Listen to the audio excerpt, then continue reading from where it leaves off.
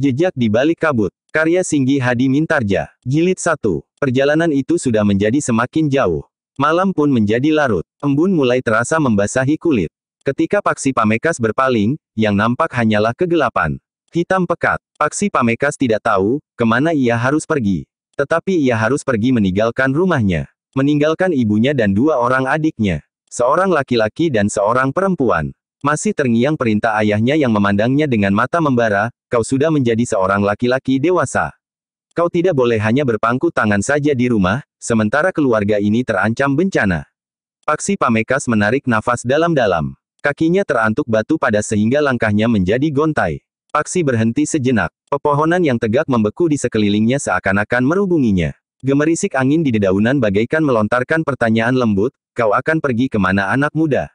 Paksi kemudian bahkan duduk di atas batu padas di pinggir jalan yang menjadi kian sempit dan rumpil. Terngiang suara ibunya, "Kakang Tumenggung. Paksi masih terlalu muda untuk melakukan tugas yang begitu berat. Kau selalu memanjakannya," bentak ayahnya, "umurnya sudah menginjak 17 tahun. Apakah ia masih harus tidur di bawah lengan ibunya? Kau sengaja mengusirnya." Ibunya mulai menangis. Sudah waktunya ia menunjukkan baktinya kepada orang tuanya. Ayahnya menjadi semakin keras. Ibunya menjadi terisak. Tetapi ayahnya tidak menjadi semakin lembut. Bahkan kata-katanya menjadi semakin tajam, "Aku tidak ingin mempunyai anak yang hanya dapat merengek, merajuk dan bahkan menangis. Ia harus benar-benar menjadi seorang laki-laki. Adiknya pada saatnya juga harus menjadi laki-laki sejati. Sebagaimana anakmu yang bungsu juga harus menjadi perempuan panutan. Aku seorang Tumenggung, seorang pandega dalam tatanan keprajuritan. Apakah anakku harus menjadi anak yang cengeng, sementara ayahnya berada dalam kesulitan?" Paksi mengusap keningnya yang basah oleh keringat. Ia memang sudah menjadi semakin dewasa. Umurnya sudah menginjak 17 tahun tetapi kawan-kawan, yang sebaya dengan umurnya, masih sempat bermain bengkat binten atau bergulat di tepian. Paksi terkejut ketika ia mendengar ranting yang berderak patah. Seekor burung malam mengepakkan sayapnya dan terbang menyusuri kegelapan. Yang tertinggal adalah suaranya yang melengking menggores sepinya malam. Terbayang kembali, ibunya menangis memeluknya ketika ia keluar dari pintu rumahnya, pergi tanpa diketahui kemana. Paksi Pamekas pun tidak tahu, apakah yang sebenarnya harus dilakukan.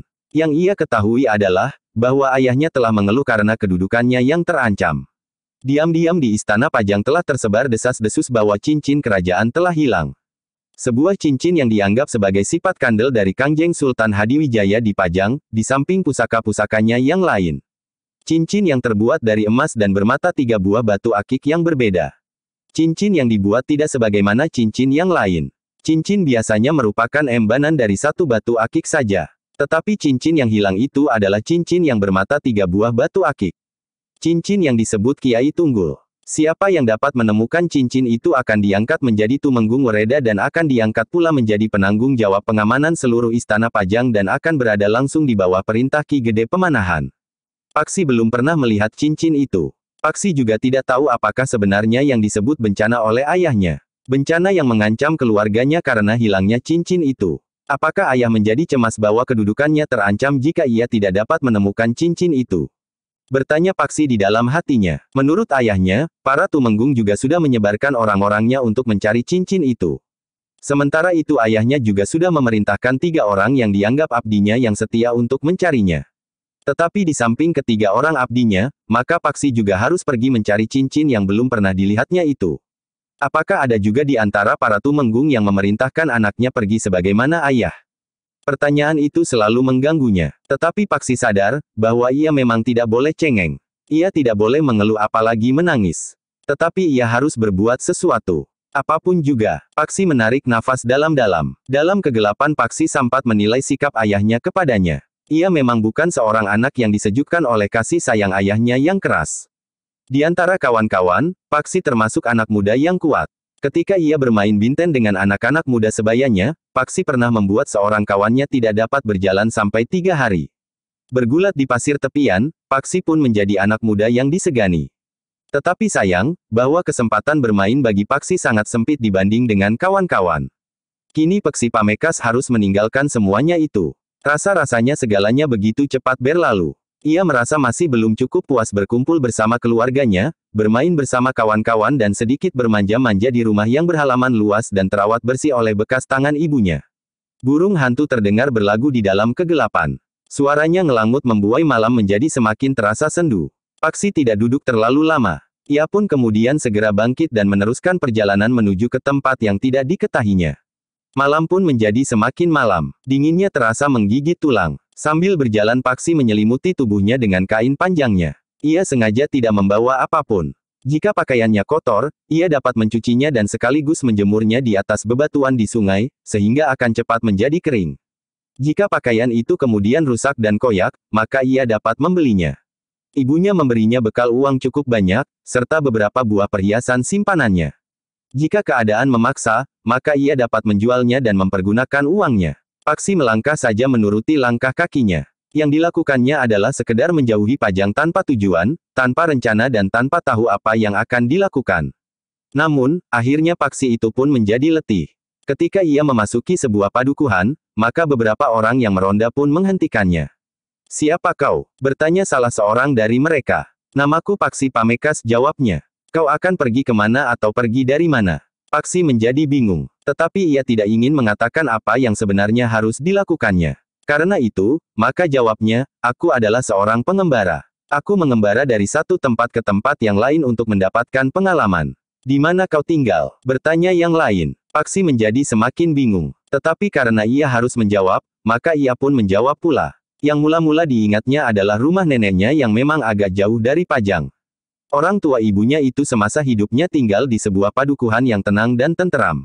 Paksi pernah tinggal beberapa lama di rumah neneknya. Ketika kakeknya meninggal ia menunggui neneknya sampai beberapa bulan. Namun menjelang setahun, neneknya telah meninggal pula. "Aku anak Banyuanyar," jawab Paksi. Para peronda itu mengangguk-angguk. Seorang di antara mereka berkata, "Perjalananmu belum begitu jauh jika kau memang seorang pengembara." "Aku baru mulai Kisanak," jawab Paksi, "orang tuaku telah tidak ada lagi. Aku tidak mempunyai pilihan lain. Sementara itu, aku berharap bahwa aku akan mendapat pengalaman dari pengembaraanku ini." "Apakah kau tahu, di mana kau berada sekarang?"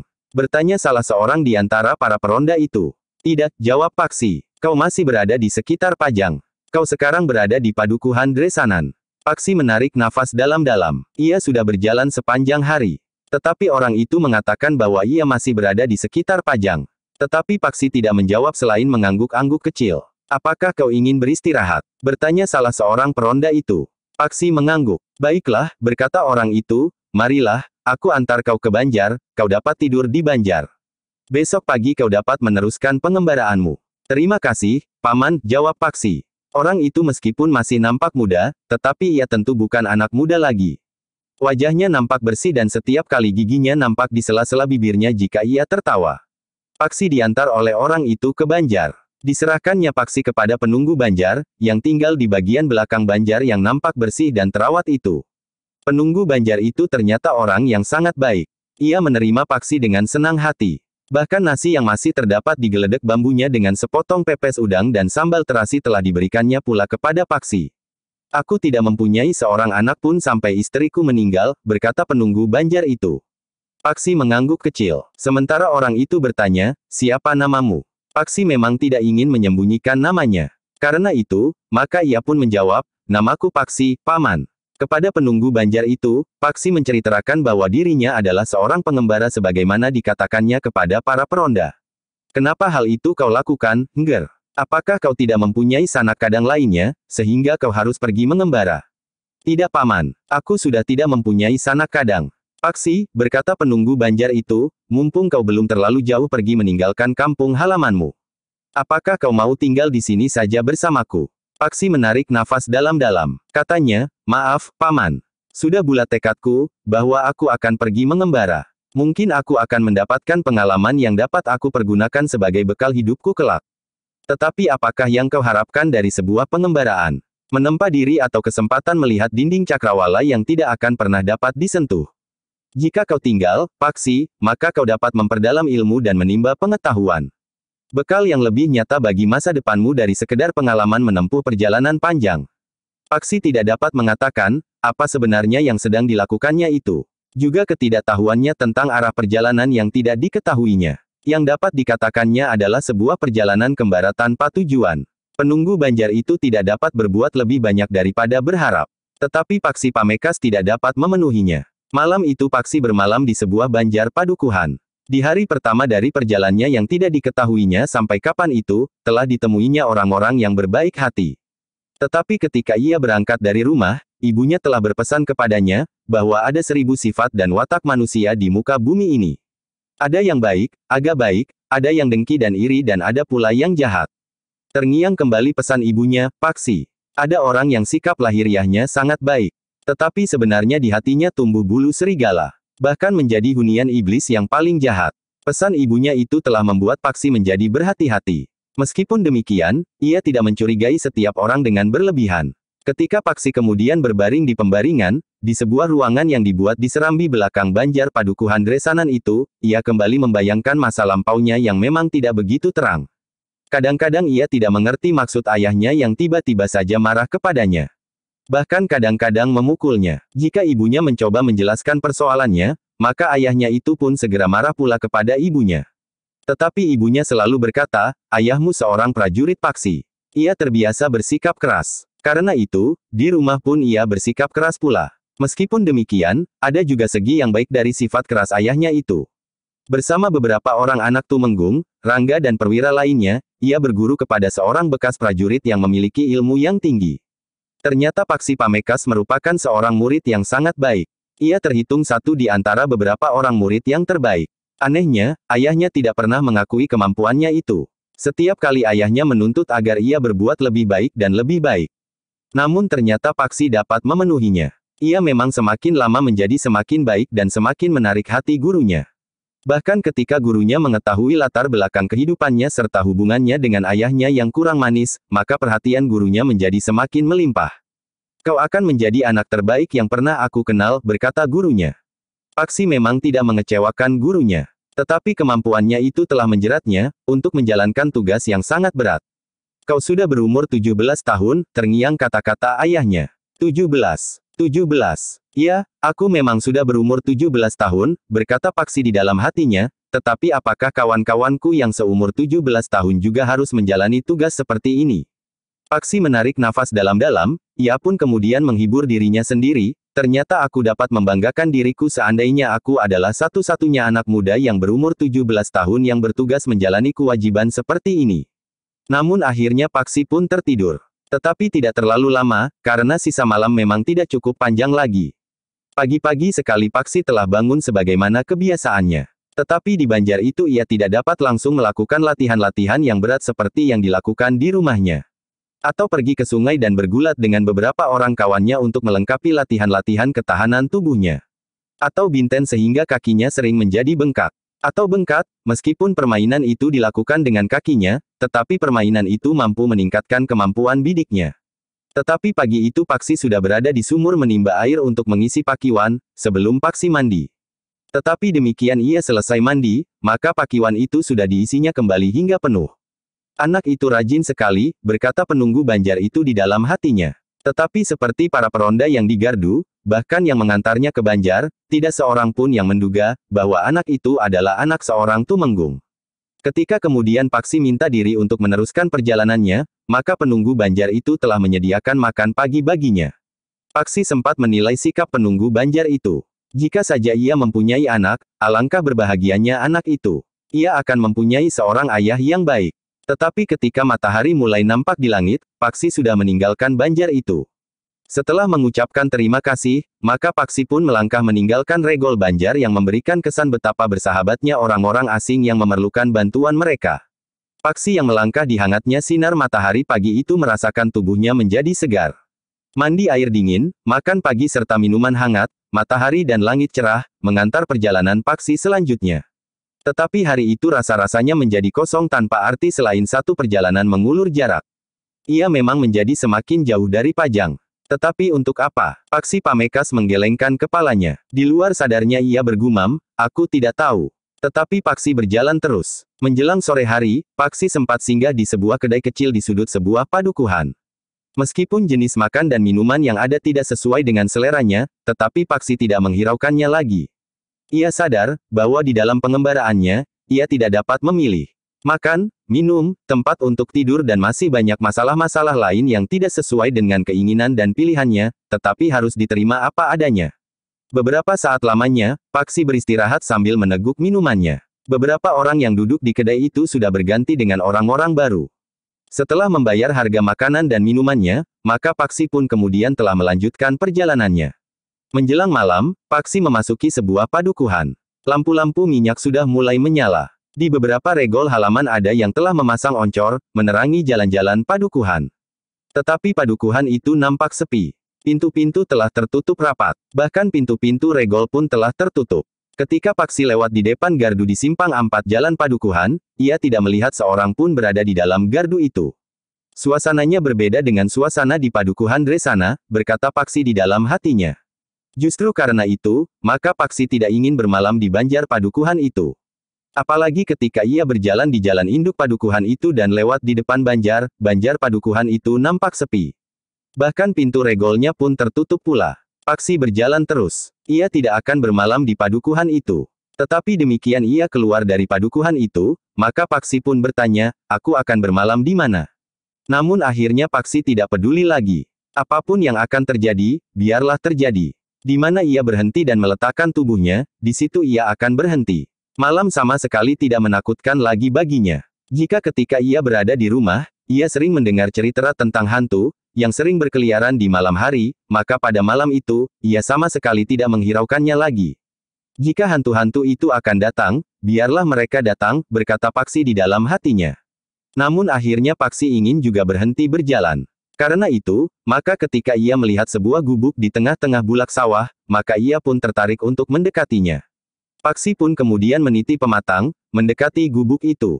Ternyata gubuk itu kosong. Pemilik gubuk itu tidak berada di sawahnya di malam hari. Sambil menarik nafas panjang, Paksi naik tangga pendek masuk ke dalam gubuk itu.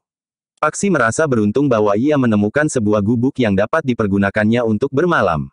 Karena itu, maka ia pun langsung membaringkan dirinya di gubuk yang didasari dengan anyaman bambu itu. Meskipun Paksi merasa letih, tetapi Paksi tidak segera dapat tidur. Nyamuk yang ganas telah merubunginya, menggigit sela-sela jari kakinya dan berterbangan di sekitar telinganya. Karena itu, maka Paksi terpaksa menggelar kain panjangnya untuk menyelimuti tubuhnya dan bahkan telinganya. Sambil sekali-sekali menggaruk kakinya, maka kembali Paksi mengenang saat-saat ia akan berangkat dari Pajang untuk melakukan pengembaraan. Ketika ia minta diri kepada gurunya, maka gurunya menjadi terkejut sekali. Hampir tidak percaya gurunya bertanya, jadi kau harus pergi untuk melakukan sesuatu yang kau tidak mengerti sama sekali. Iya, guru. Tetapi ayah mengatakan bahwa yang aku lakukan adalah tugas rahasia. Aku mohon guru melindungi rahasia ini. Jika ayah tahu aku mengatakannya kepada guru, mungkin ayah akan marah kepadaku. Tetapi aku tidak dapat merahasiakannya kepada guru, berkata Paksi Pamekas. Gurunya mengangguk-angguk. Katanya, terima kasih atas kepercayaanmu Paksi. Ada dua hal yang membuat aku menyesali kepergianmu. Kau masih sangat muda, sehingga tugas itu TV Centu akan sangat berat bagimu. Bahkan seakan-akan tidak masuk akal bahwa kau harus dilibatkan ke dalamnya. Sedangkan yang kedua, kau adalah muridku yang terbaik. Aku berharap bahwa kau kelak akan dapat menggantikan kedudukanku. Bukankah aku menjadi semakin tua dan rapuh? Wadahku tidak akan dapat mendukung ilmuku untuk seterusnya. Karena itu, aku harus mempersiapkan seseorang yang akan dapat menggantikan aku. Aku mohon guru berdoa agar aku dapat kembali dengan selamat serta dapat membantu guru di perguruan ini.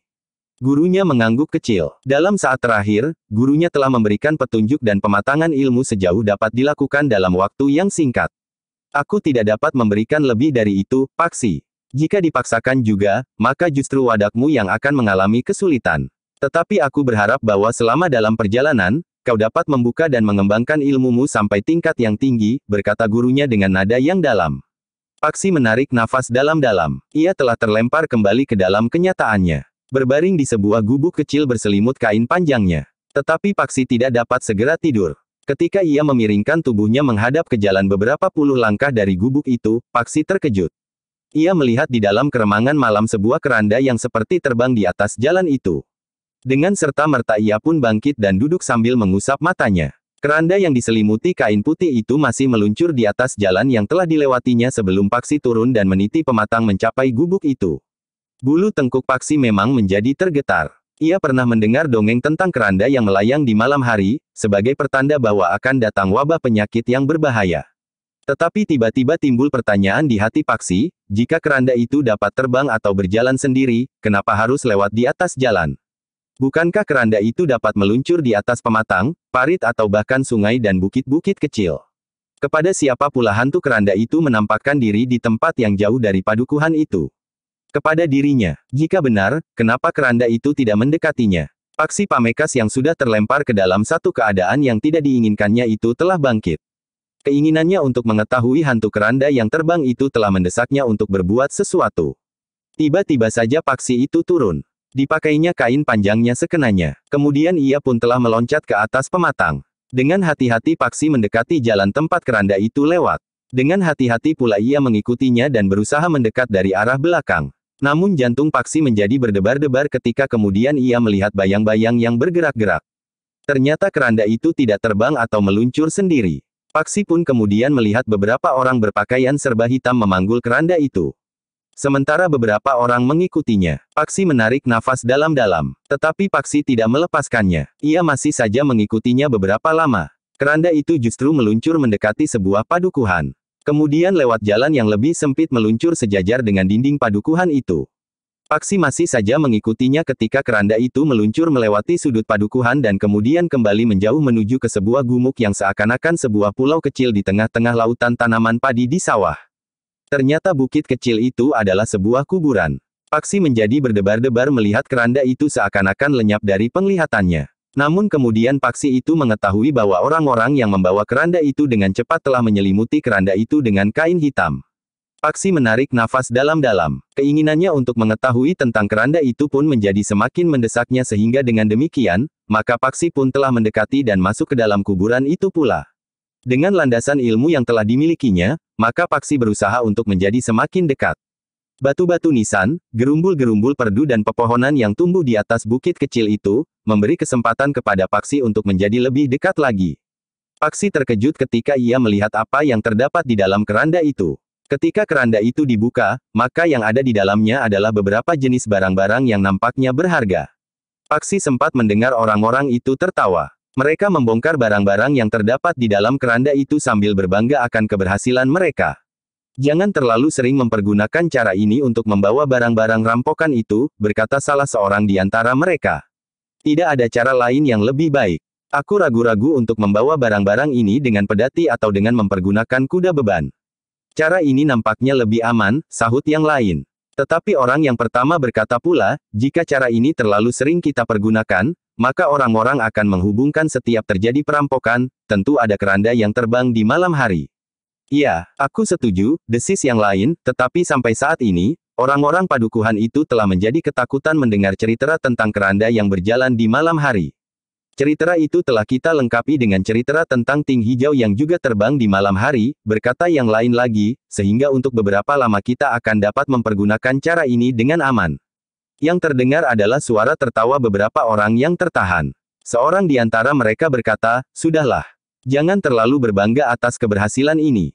Kita harus segera mengubur barang-barang ini untuk beberapa lama, sebelum kita kemudian menjualnya. Di saat orang sudah melupakan peristiwa perampokan ini, kita akan mengambilnya dan menjualnya. Sebenarnya kita tidak perlu bersusah payah. Bukankah ada orang-orang yang bersedia menerima barang-barang hasil rampokan ini? Tetapi harganya sangat murah, jawab yang lain. Tetapi dalam pada itu, orang yang agaknya memimpin sekelompok perampok itu berkata, marilah. Kita simpan barang-barang itu di dekat barang-barang yang sudah terdahulu kita simpan. Kita akan memperlihatkan barang-barang itu kepada Kakang Kebolorok. Kakang Kebolorok, bertanya salah seorang dari mereka. Iya, Kakang Kebolorok akan datang ke daerah ini. Apakah ada kecurigaan Kakang Kebolorok terhadap kita? Tidak, tetapi sudah agak lama Kakang Kebolorok tidak melihat-lihat daerah ini. Besok bersamaan dengan saat padukuhan sebelah Merti Desa, Kakang akan berada di sini. Kita dapat membawanya ke tempat ini dan memperlihatkan apa yang kita punyai kepadanya. Mudah-mudahan Kakang Kebolorok puas dengan tugas-tugas kita di sini. Sekarang, kita akan menyimpan barang-barang kita. Paksi memperhatikan semua yang terjadi serta mendengarkan pembicaraan itu dengan jantung yang berdebar-debar. Paksi sendiri heran, bahwa batu-batu nisan, gerumbul-gerumbul liar dan satu dua pohon raksasa yang tumbuh di bukit itu tidak membuat bulu-bulunya meremang. Sejenak kemudian, orang-orang yang berpakaian serba hitam itu pun telah menggali sebuah lubang di pinggir kuburan itu, di sebelah batu hitam yang besar, yang sulit untuk digeser. Agaknya mereka menjadikan batu itu sebagai pertanda, di mana mereka menyimpan barang-barang hasil kejahatan mereka. Beberapa saat lamanya, Paksi harus menunggu. Di kuburan itu nyamuknya ternyata lebih banyak lagi daripada di gubuk tempat ia membaringkan tubuhnya. Tetapi Paksi tidak dapat menyelimuti tubuhnya dengan kain panjangnya. Demikian orang-orang itu selesai menguburkan barang-barang hasil rampokannya yang dibungkus dengan kain, maka mereka telah berganti pakaian. Mereka tidak lagi mengenakan pakaian-pakaian hitam. Ditempatkannya keranda itu di sebuah cungkup yang besar, yang agaknya memang tempat untuk menyimpan keranda. Paksi hampir tidak tahan menunggu orang-orang itu pergi. Tetapi ia tidak bergerak di tempatnya selagi orang-orang itu masih berkeliaran di kuburan itu. Baru kemudian, setelah kuburan itu menjadi sepi, Paksi pun keluar dari persembunyiannya. Ternyata mereka adalah orang-orang yang cerdas. Mereka memanfaatkan cerita-cerita tentang hantu dan jadi-jadian untuk melakukan kejahatan, berkata Paksi. Malam itu semalam suntuk Paksi tidak tidur. Dari kuburan Paksi telah menyusuri parit. Ketika ia mendengar suara air gemericik, maka Paksi pun mengetahui bahwa ia berada tidak jauh dari sebuah sungai. Menjelang fajar Paksi sudah berendam di air sungai untuk membersihkan tubuhnya yang terasa gatal-gatal. Tetapi Paksi masih belum dapat mencuci pakaiannya, karena matahari masih agak lama terbit. Setelah mandi, maka Paksi untuk beberapa lama duduk di tepian. Justru setelah ia berendam, maka ia tidak merasakan dinginnya udara pagi. Langit yang cerah menjadi semakin terang. Cahaya matahari mulai menusuk lembaran-lembaran awan tipis yang menggantung di langit. Ketika perasaan mengantuk mulai menyentuhnya, Paksi Pamekas pun segera bangkit dan berjalan di atas pasir tepian.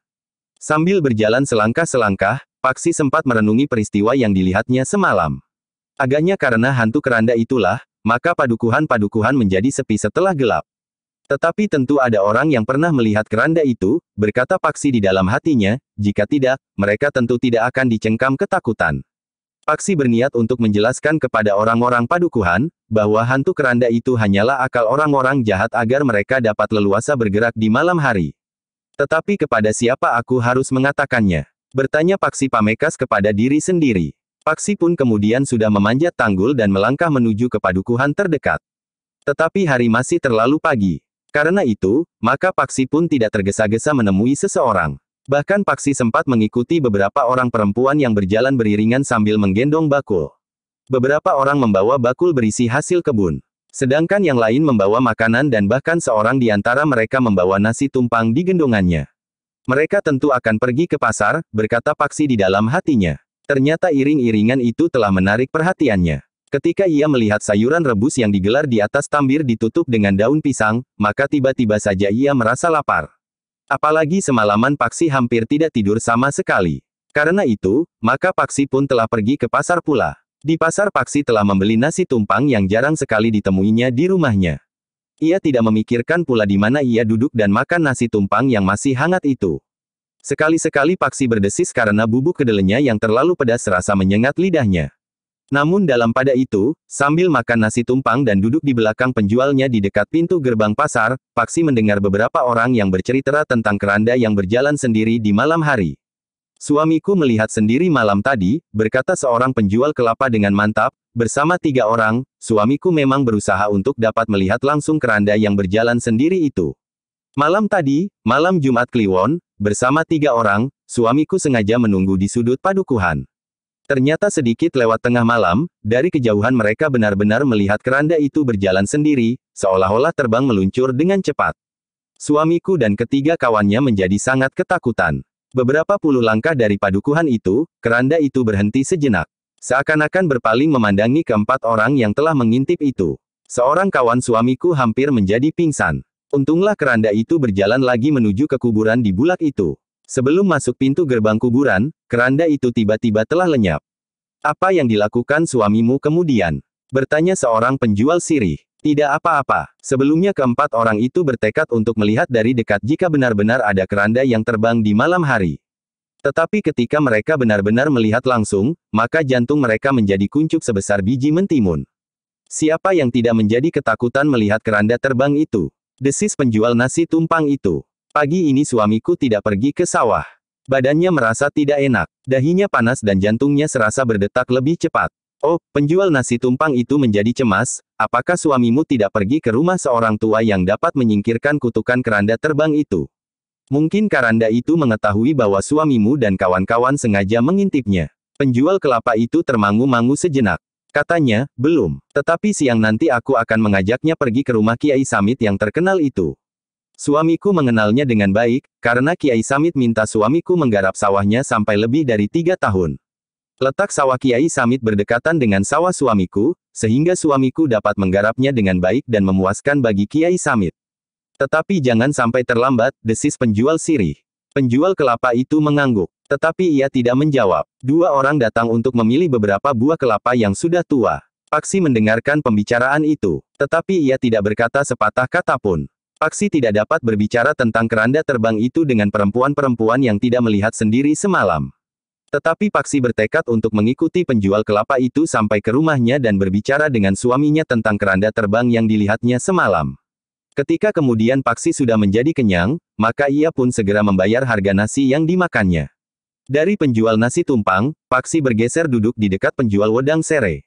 Sambil menunggu penjual kelapa itu menghabiskan dagangannya, maka Paksi pun minum wedang sere hangat dan masih juga makan beberapa potong makanan meskipun perutnya sudah terasa kenyang. 1-2 butir kelapa pun telah laku. Berurutan orang-orang yang datang dan pergi. Namun penjual kelapa itu nampak gelisah. Sekali-sekali ia melihat matahari di langit yang memanjat semakin tinggi. Aku meninggalkan suamiku yang sedang sakit, desis penjual kelapa itu. Tetapi kelapamu sudah hampir habis, berkata penjual nasi tumpang itu. Aku ingin segera pulang. Suamimu memang harus dibawa dengan cepat ke rumah Kiai Samit agar segera mendapat obat penolak bala. Tetapi kelapaku ini, jika kau mau menjualnya agak murah, aku akan membelinya semua yang tersisa. Untuk membuat bumbu gudanganku ini, aku memerlukan kelapa setiap hari. Sementara itu, kelapa di kebun sudah tidak ada yang cukup tua. Apakah kelapa itu tidak terlalu tua untuk membuat bumbu gudangan? Bertanya penjual sirih. Cukupan, sahut penjual kelapa itu. Akhirnya, kelapa itu telah dibeli dengan harga yang lebih murah oleh penjual gudangan itu, karena penjual kelapa itu ingin segera pulang dan membawa suaminya kepada Kiai Samit. Paksi yang telah cukup lama menunggu, telah minta diri kepada penjual minuman itu setelah membayar harga makanan dan minumannya. Pada jarak tertentu Paksi telah mengikuti perempuan yang berjalan dengan tergesa-gesa pulang itu. Seperti yang diduganya, maka perempuan itu tinggal di padukuhan yang semalam dilewati keranda terbang itu, meskipun pada jarak yang tidak terlalu dekat. Paksi yang mengikutinya itu pun kemudian melihat, perempuan itu memasuki sebuah regol halaman rumah di sebelah simpang Ampat. Paksi memang menjadi ragu-ragu. Ia sama sekali tidak dikenal di padukuhan itu. Seandainya ia menceritakan apa yang dilihatnya, apakah orang padukuhan itu akan mempercayainya? Tetapi Paksi pun kemudian telah membulatkan tekadnya untuk mengatakan apa yang telah dilihatnya semalam. Karena itu, maka beberapa saat kemudian, Paksi telah berdiri di depan regol halaman rumah perempuan yang baru saja pulang dari pasar itu. Dengan ragu-ragu Paksi pun melangkah melintasi halaman yang terhitung luas. Beberapa batang pohon tumbuh di halaman itu. Di sana-sini nampak pohon kelapa yang tumbuh mencuat mengatasi pepohonan yang lain. Agaknya sebagian dari dagangan kelapanya telah dipetik dari halaman dan kebun di rumahnya sendiri. Ketika Paksi berdiri ragu-ragu di halaman, maka seorang anak remaja datang mendekatinya sambil bertanya, "Siapa yang kau cari, Kakang?" Paksi tersenyum. Anak itu nampak ramah. Karena itu, maka ia pun bertanya, "Apakah yang pulang dari pasar itu ibumu?" "Iya, ibu memang berjualan kelapa di pasar." "Ayahmu ada?" bertanya Paksi. "Ada, tetapi ayah sedang sakit. Kepala pening, jantungnya berdebar-debar dan tidak dapat tidur. Apakah aku dapat bertemu dengan ayahmu?" Ayah berbaring saja di pembaringan dengan gelisah. "Kami bergantian menungguinya selama ibu berada di pasar." "Kamu siapa?" bertanya Paksi. "Aku dan adikku." "Bagus," desis Paksi, "kau anak yang pandai." Paksi menarik nafas dalam-dalam. Namun kemudian katanya, "Jika demikian, aku ingin bertemu dengan ibumu." "Duduklah. Aku akan memanggil ibu." Paksi pun kemudian duduk di sebuah lincak bambu yang panjang di serambi depan rumah yang sederhana, tetapi nampak bersih itu. Sejenak kemudian, maka perempuan yang berjualan kelapa di pasar itu pun keluar dari pintu depan. Ia termangu-mangu sejenak, melihat Paksi yang belum pernah dikenalnya. "Kau mencari aku, Nak?" bertanya perempuan itu. "Iya, Bibi," jawab Paksi, "sebenarnya aku ingin berbicara dengan Paman." "Tetapi bukankah Paman sedang sakit?"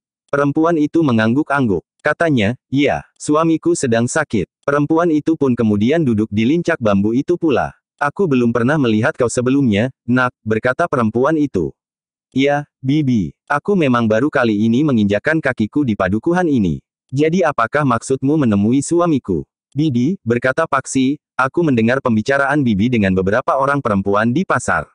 Menurut Bibi, Paman menjadi sakit setelah semalam melihat keranda terbang itu. Ya, jawab perempuan itu dengan wajah berkerut. Aku ingin memberikan sedikit keterangan tentang keranda terbang itu. Jangan, Nak, jangan. Pamanmu sangat terpengaruh oleh penglihatannya semalam. Ia merasa seakan-akan selalu dibayangi oleh keranda yang berjalan sendiri itu. Bahkan rasa-rasanya keranda itu telah terbang mengitari rumah ini. Apakah ketiga orang kawan paman yang melihat keranda itu juga sakit? Adik pamanmu telah menghubungi mereka. Menurut keterangannya, mereka juga menjadi sakit, terutama seorang yang semalam hampir pingsan. Badannya panas dan sekali-sekali ia mengigau. Tetapi yang seorang lagi, hanya terasa pening-pening sedikit. Tetapi orang itu tidak menjadi sakit seperti paman. Tidak, ia memang seorang yang sangat berani, meskipun semalam ia mengurungkan niatnya untuk mendekati keranda yang terbang itu. Jika demikian, apakah aku sebaiknya berbicara dengan orang itu? Apa sebenarnya yang ingin kau katakan? Bibi, aku minta Bibi memberitahukan kepada Paman, bahwa Paman tidak perlu menjadi sakit. Keranda terbang itu hanyalah sekedar pokal orang jahat. Tetapi Pamanmu melihat sendiri. Aku pun melihatnya Bibi. Aku sempat mengikutinya. Keranda itu sebenarnya juga dipikul oleh beberapa orang dan bahkan diiringi beberapa orang yang lain. Tetapi mereka berpakaian hitam agar mereka tidak nampak dari jarak tertentu. Ah, kau jangan mengada-ada anak muda. Benar Bibi, aku dapat membuktikan. Tetapi aku memerlukan orang-orang yang berani seperti yang Bibi sebutkan itu, jawab Paksi. Lalu katanya pula, jika saja Paman tidak cepat percaya kepada keranda itu, maka aku ingin mengajak Paman untuk melihat kenyataan tentang keranda itu. Perempuan itu termangu-mangu sejenak. Namun kemudian katanya, sebaiknya aku hubungi Kakang Sura saja. Di manakah rumahnya, Bibi? Bertanya Paksi. Perempuan itu pun kemudian memberikan ancar-ancar rumah Sura di dekat gardu peronda yang tidak pernah terisi sejak ada cerita tentang keranda yang dapat berjalan sendiri di malam hari. Paksi pun kemudian minta diri untuk menemui orang yang bernama Sura itu. Meskipun agak ragu, namun Paksi pun kemudian telah memasuki halaman rumah di dekat gardu parondan. Seorang anak laki-laki yang sedang berlari-lari di halaman tertegun. Berlari-lari kecil anak itu menyongsong Paksi. Kakang mencari siapa? Ternyata anak itu ramah sekali. Apakah Paman Sura ada di rumah? Ayah, bertanya anak itu. Iya, tolong, katakan kepada ayah, bahwa seseorang mencarinya, berkata Paksi. Siapa nama Kakang? Paksi tersenyum. Sambil menyentuh pipi anak itu ia menjawab, namaku Paksi. Nama Kakang bagus. Tetapi namaku jelek. Ayah tidak pandai memilih nama. Siapa namamu? Namaku Salam. Nama yang bagus. Aku senang mendengarnya. Salam. Ah, Kakang hanya ingin membuatku senang. Paksi tertawa. Anak itu ternyata anak yang sangat cerdas. Namun anak itu pun kemudian berkata, aku akan memanggil ayah di belakang. Anak itu pun segera berlari ke belakang memanggil ayahnya. Sura terkejut melihat kedatangan anak muda yang belum pernah dikenalnya. Dipersilahkan Paksi naik dan duduk di pendapa. Apakah Angger mempunyai keperluan dengan aku? Ya, Paman. Ada yang ingin aku bicarakan. Tentang, bukankah Paman tidak sakit sekarang? Rasa-rasanya kepalaku sedikit peninggal. Tetapi tidak apa-apa, aku dapat mendengarkan dengan baik persoalan yang akan Angger katakan. Apakah Paman sakit karena keranda yang berjalan sendiri semalam? Orang itu mengerutkan dahinya. Dengan nada tinggi ia bertanya, apakah kau mengetahui bahwa aku telah melihat keranda yang berjalan sendiri? Iya Paman, tetapi itu tidak penting. Aku hanya ingin tahu, bahwa Paman tidak menjadi sakit karena keranda itu. Tidak, tetapi kenapa? Kenapa semalam Paman tidak berusaha untuk menangkap keranda itu? Apa sebenarnya yang ingin kau katakan Nger? Bertanya Sura. Paksi menarik nafas panjang. Kemudian diceritakannya apa yang dilihatnya semalam sehingga keranda itu hilang di kuburan dan orang-orang berpakaian hitam yang menyembunyikan barang-barang hasil rampokan itu. Kau berkata sebenarnya, bertanya Sura. Aku dapat menunjukkan tempat mereka menyembunyikan barang-barang itu jika Paman ingin membuktikannya. Sura mengangguk-angguk. Katanya, jika kau berkata benar, aku kagum akan keberanianmu. Bukan soal keberanian Paman, tetapi aku sudah tersudut dalam satu keadaan yang tidak dapat aku hindari. Sebenarnya aku memang ingin melihat dari dekat keranda yang dikatakan orang dapat terbang sendiri itu. Tetapi kawan-kawanku semalam menjadi ketakutan, sehingga aku mengurungkan niatku. Bahkan ada seorang di antara kami yang hampir pingsan. Ada di antara mereka yang menjadi sakit sekarang. Iya, aku dengar memang demikian. Mereka menjadi sangat terpengaruh. Tetapi sejak semula aku sudah meragukannya. Tetapi paman juga menjadi pening. Bukan karena keranda itu, tetapi hampir semalam suntuk aku tidak dapat tidur. Aku harus mengantar orang-orang yang ketakutan itu. Memapah kawanku yang hampir pingsan. Baru aku pulang terakhir setelah langit menjadi merah. Aku hanya sempat berbaring. Ketika aku hampir tertidur, adik salah seorang yang ikut bersamaku semalam datang kemari. Paksi mengangguk-angguk. Dengan nada berat ia berkata, aku juga tidak tidur semalam. Kau dapat beristirahat di sini, berkata Sura. Terima kasih paman. Tetapi apakah paman melihat barang-barang itu? Sura termangu-mangu sejenak. Dipandanginya anak muda yang sebelumnya belum pernah dikenalnya itu. Dari sorot matanya, memang tersirat keraguan-raguannya. Tetapi Paksi tidak tersinggung. Ia tahu, bahwa hal itu adalah wajar sekali. Karena itu, maka katanya, paman. Sebenarnya aku ingin sekali melihat apa saja yang disembunyikan oleh para perampok itu.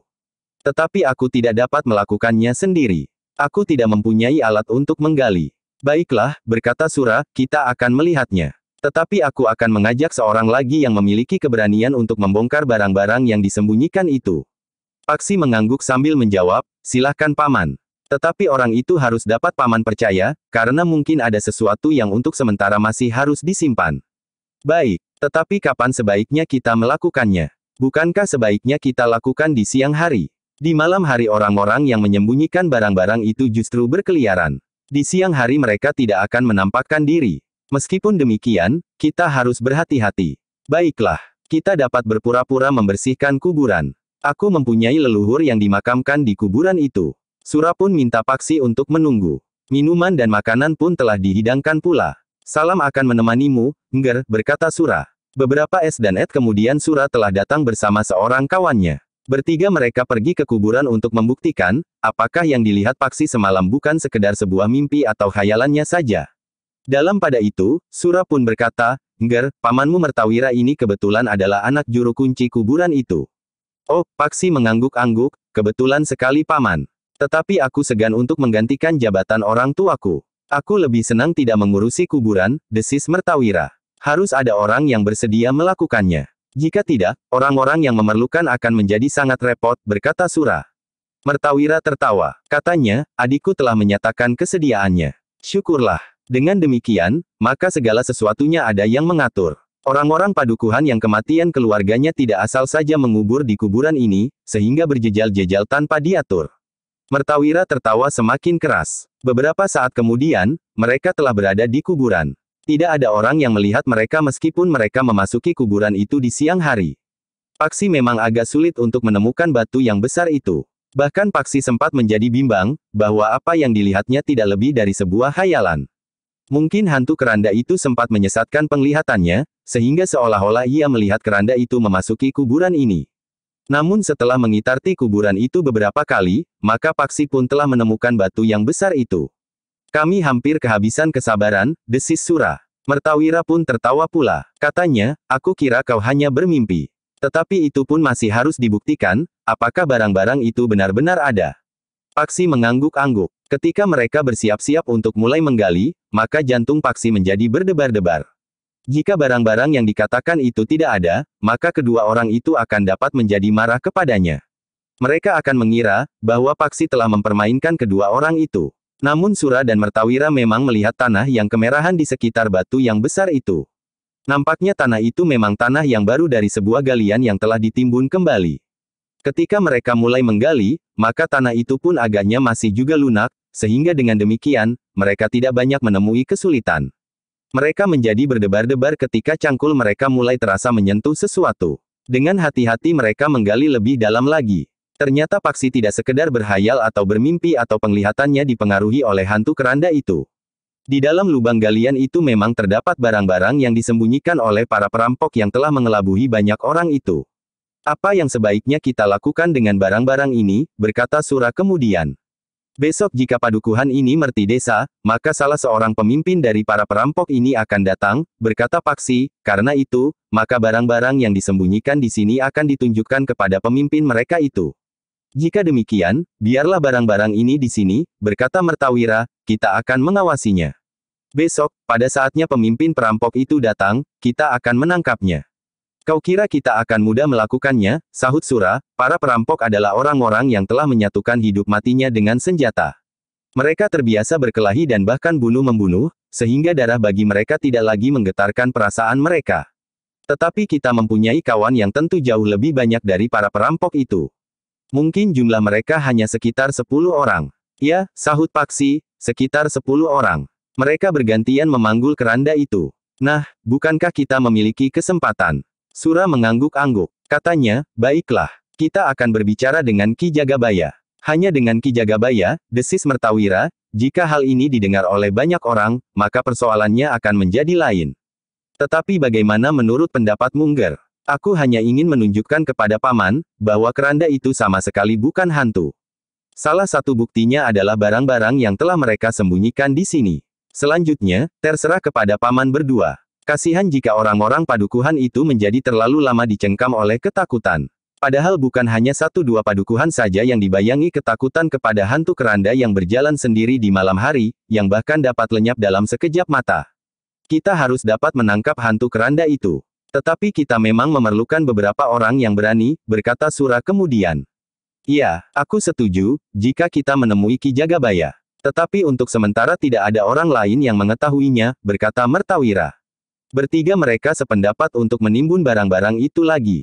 Namun dengan demikian mereka sudah menjadi yakin, bahwa keranda yang berjalan sendiri di tengah malam itu sama sekali bukan hantu. Sementara itu, mereka pun mengetahui di mana para perampok itu menyembunyikan barang-barang hasil rampokan mereka. Tetapi kenapa pemimpin perampok itu akan datang tepat pada saat merti desa? Desis Sura. Entahlah, berkata Mertawira, mungkin pada hari itu perhatian orang-orang padukuhan tertuju kepada keramaian di padukuhan ini. Baiklah, sekarang, marilah kita pulang. Namun dalam pada itu, Paksi pun berkata, Paman berdua. Sebaiknya aku meneruskan perjalananku. Aku merasa bahwa kewajibanku melaporkan tentang keranda yang berjalan sendiri di malam hari itu sudah aku lakukan dengan baik. Karena itu, segala sesuatunya terserah kepada Paman berdua serta para bebahu padukuhan. Tindakan apa yang akan mereka ambil. Namun barangkali yang harus mendapat perhatian adalah, bahwa pemimpin perampok yang akan datang itu bernama Kebo Lorok. Kebo Lorok, kedua orang itu terkejut. Dengan nada tinggi Sura berdesis, jadi permainan ini dikendalikan oleh Kebo Lorok yang namanya menggetarkan bulu tengkuk itu. Apakah Paman sudah pernah mendengar nama itu? Iya, kami sudah pernah mendengar. Banyak orang yang pernah mendengar nama itu. Orang-orang padukuhan menjadi ketakutan mendengar nama itu sebagaimana mereka mendengar cerita tentang hantu keranda. Tetapi hantu keranda itu ternyata hanya sebuah tipuan. Tetapi Kebo Lorok benar-benar mampu memilin leher kita sampai patah. Tetapi jumlah penghuni padukuhan ini cukup banyak, berkata Paksi. Itu tidak berarti apa-apa bagi Kebo Lorok, jawab Sura. Jika demikian maka keranda yang berjalan sendiri itu tetap menakutkan bagi kita. Bukan karena kita menyangka keranda itu hantu, tetapi justru karena yang ada di belakangnya adalah Kebo Lorok. Jika nama Kebo Lorok itu lebih menakutkan daripada hantu, kenapa mereka harus bermain hantu-hantuan?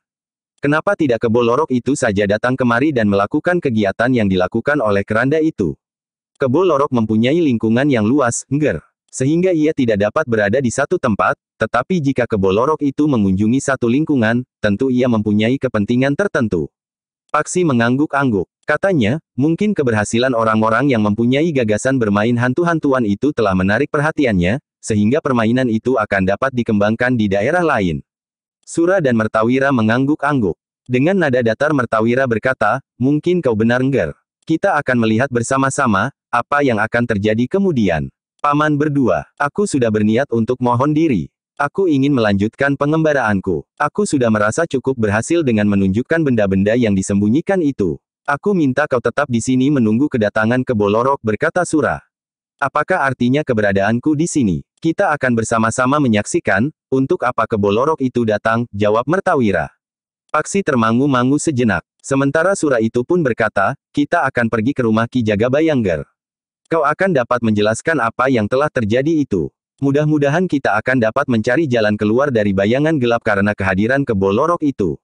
Paksi termangu-mangu sejenak. Sura nampaknya mengerti getar perasaan anak muda itu.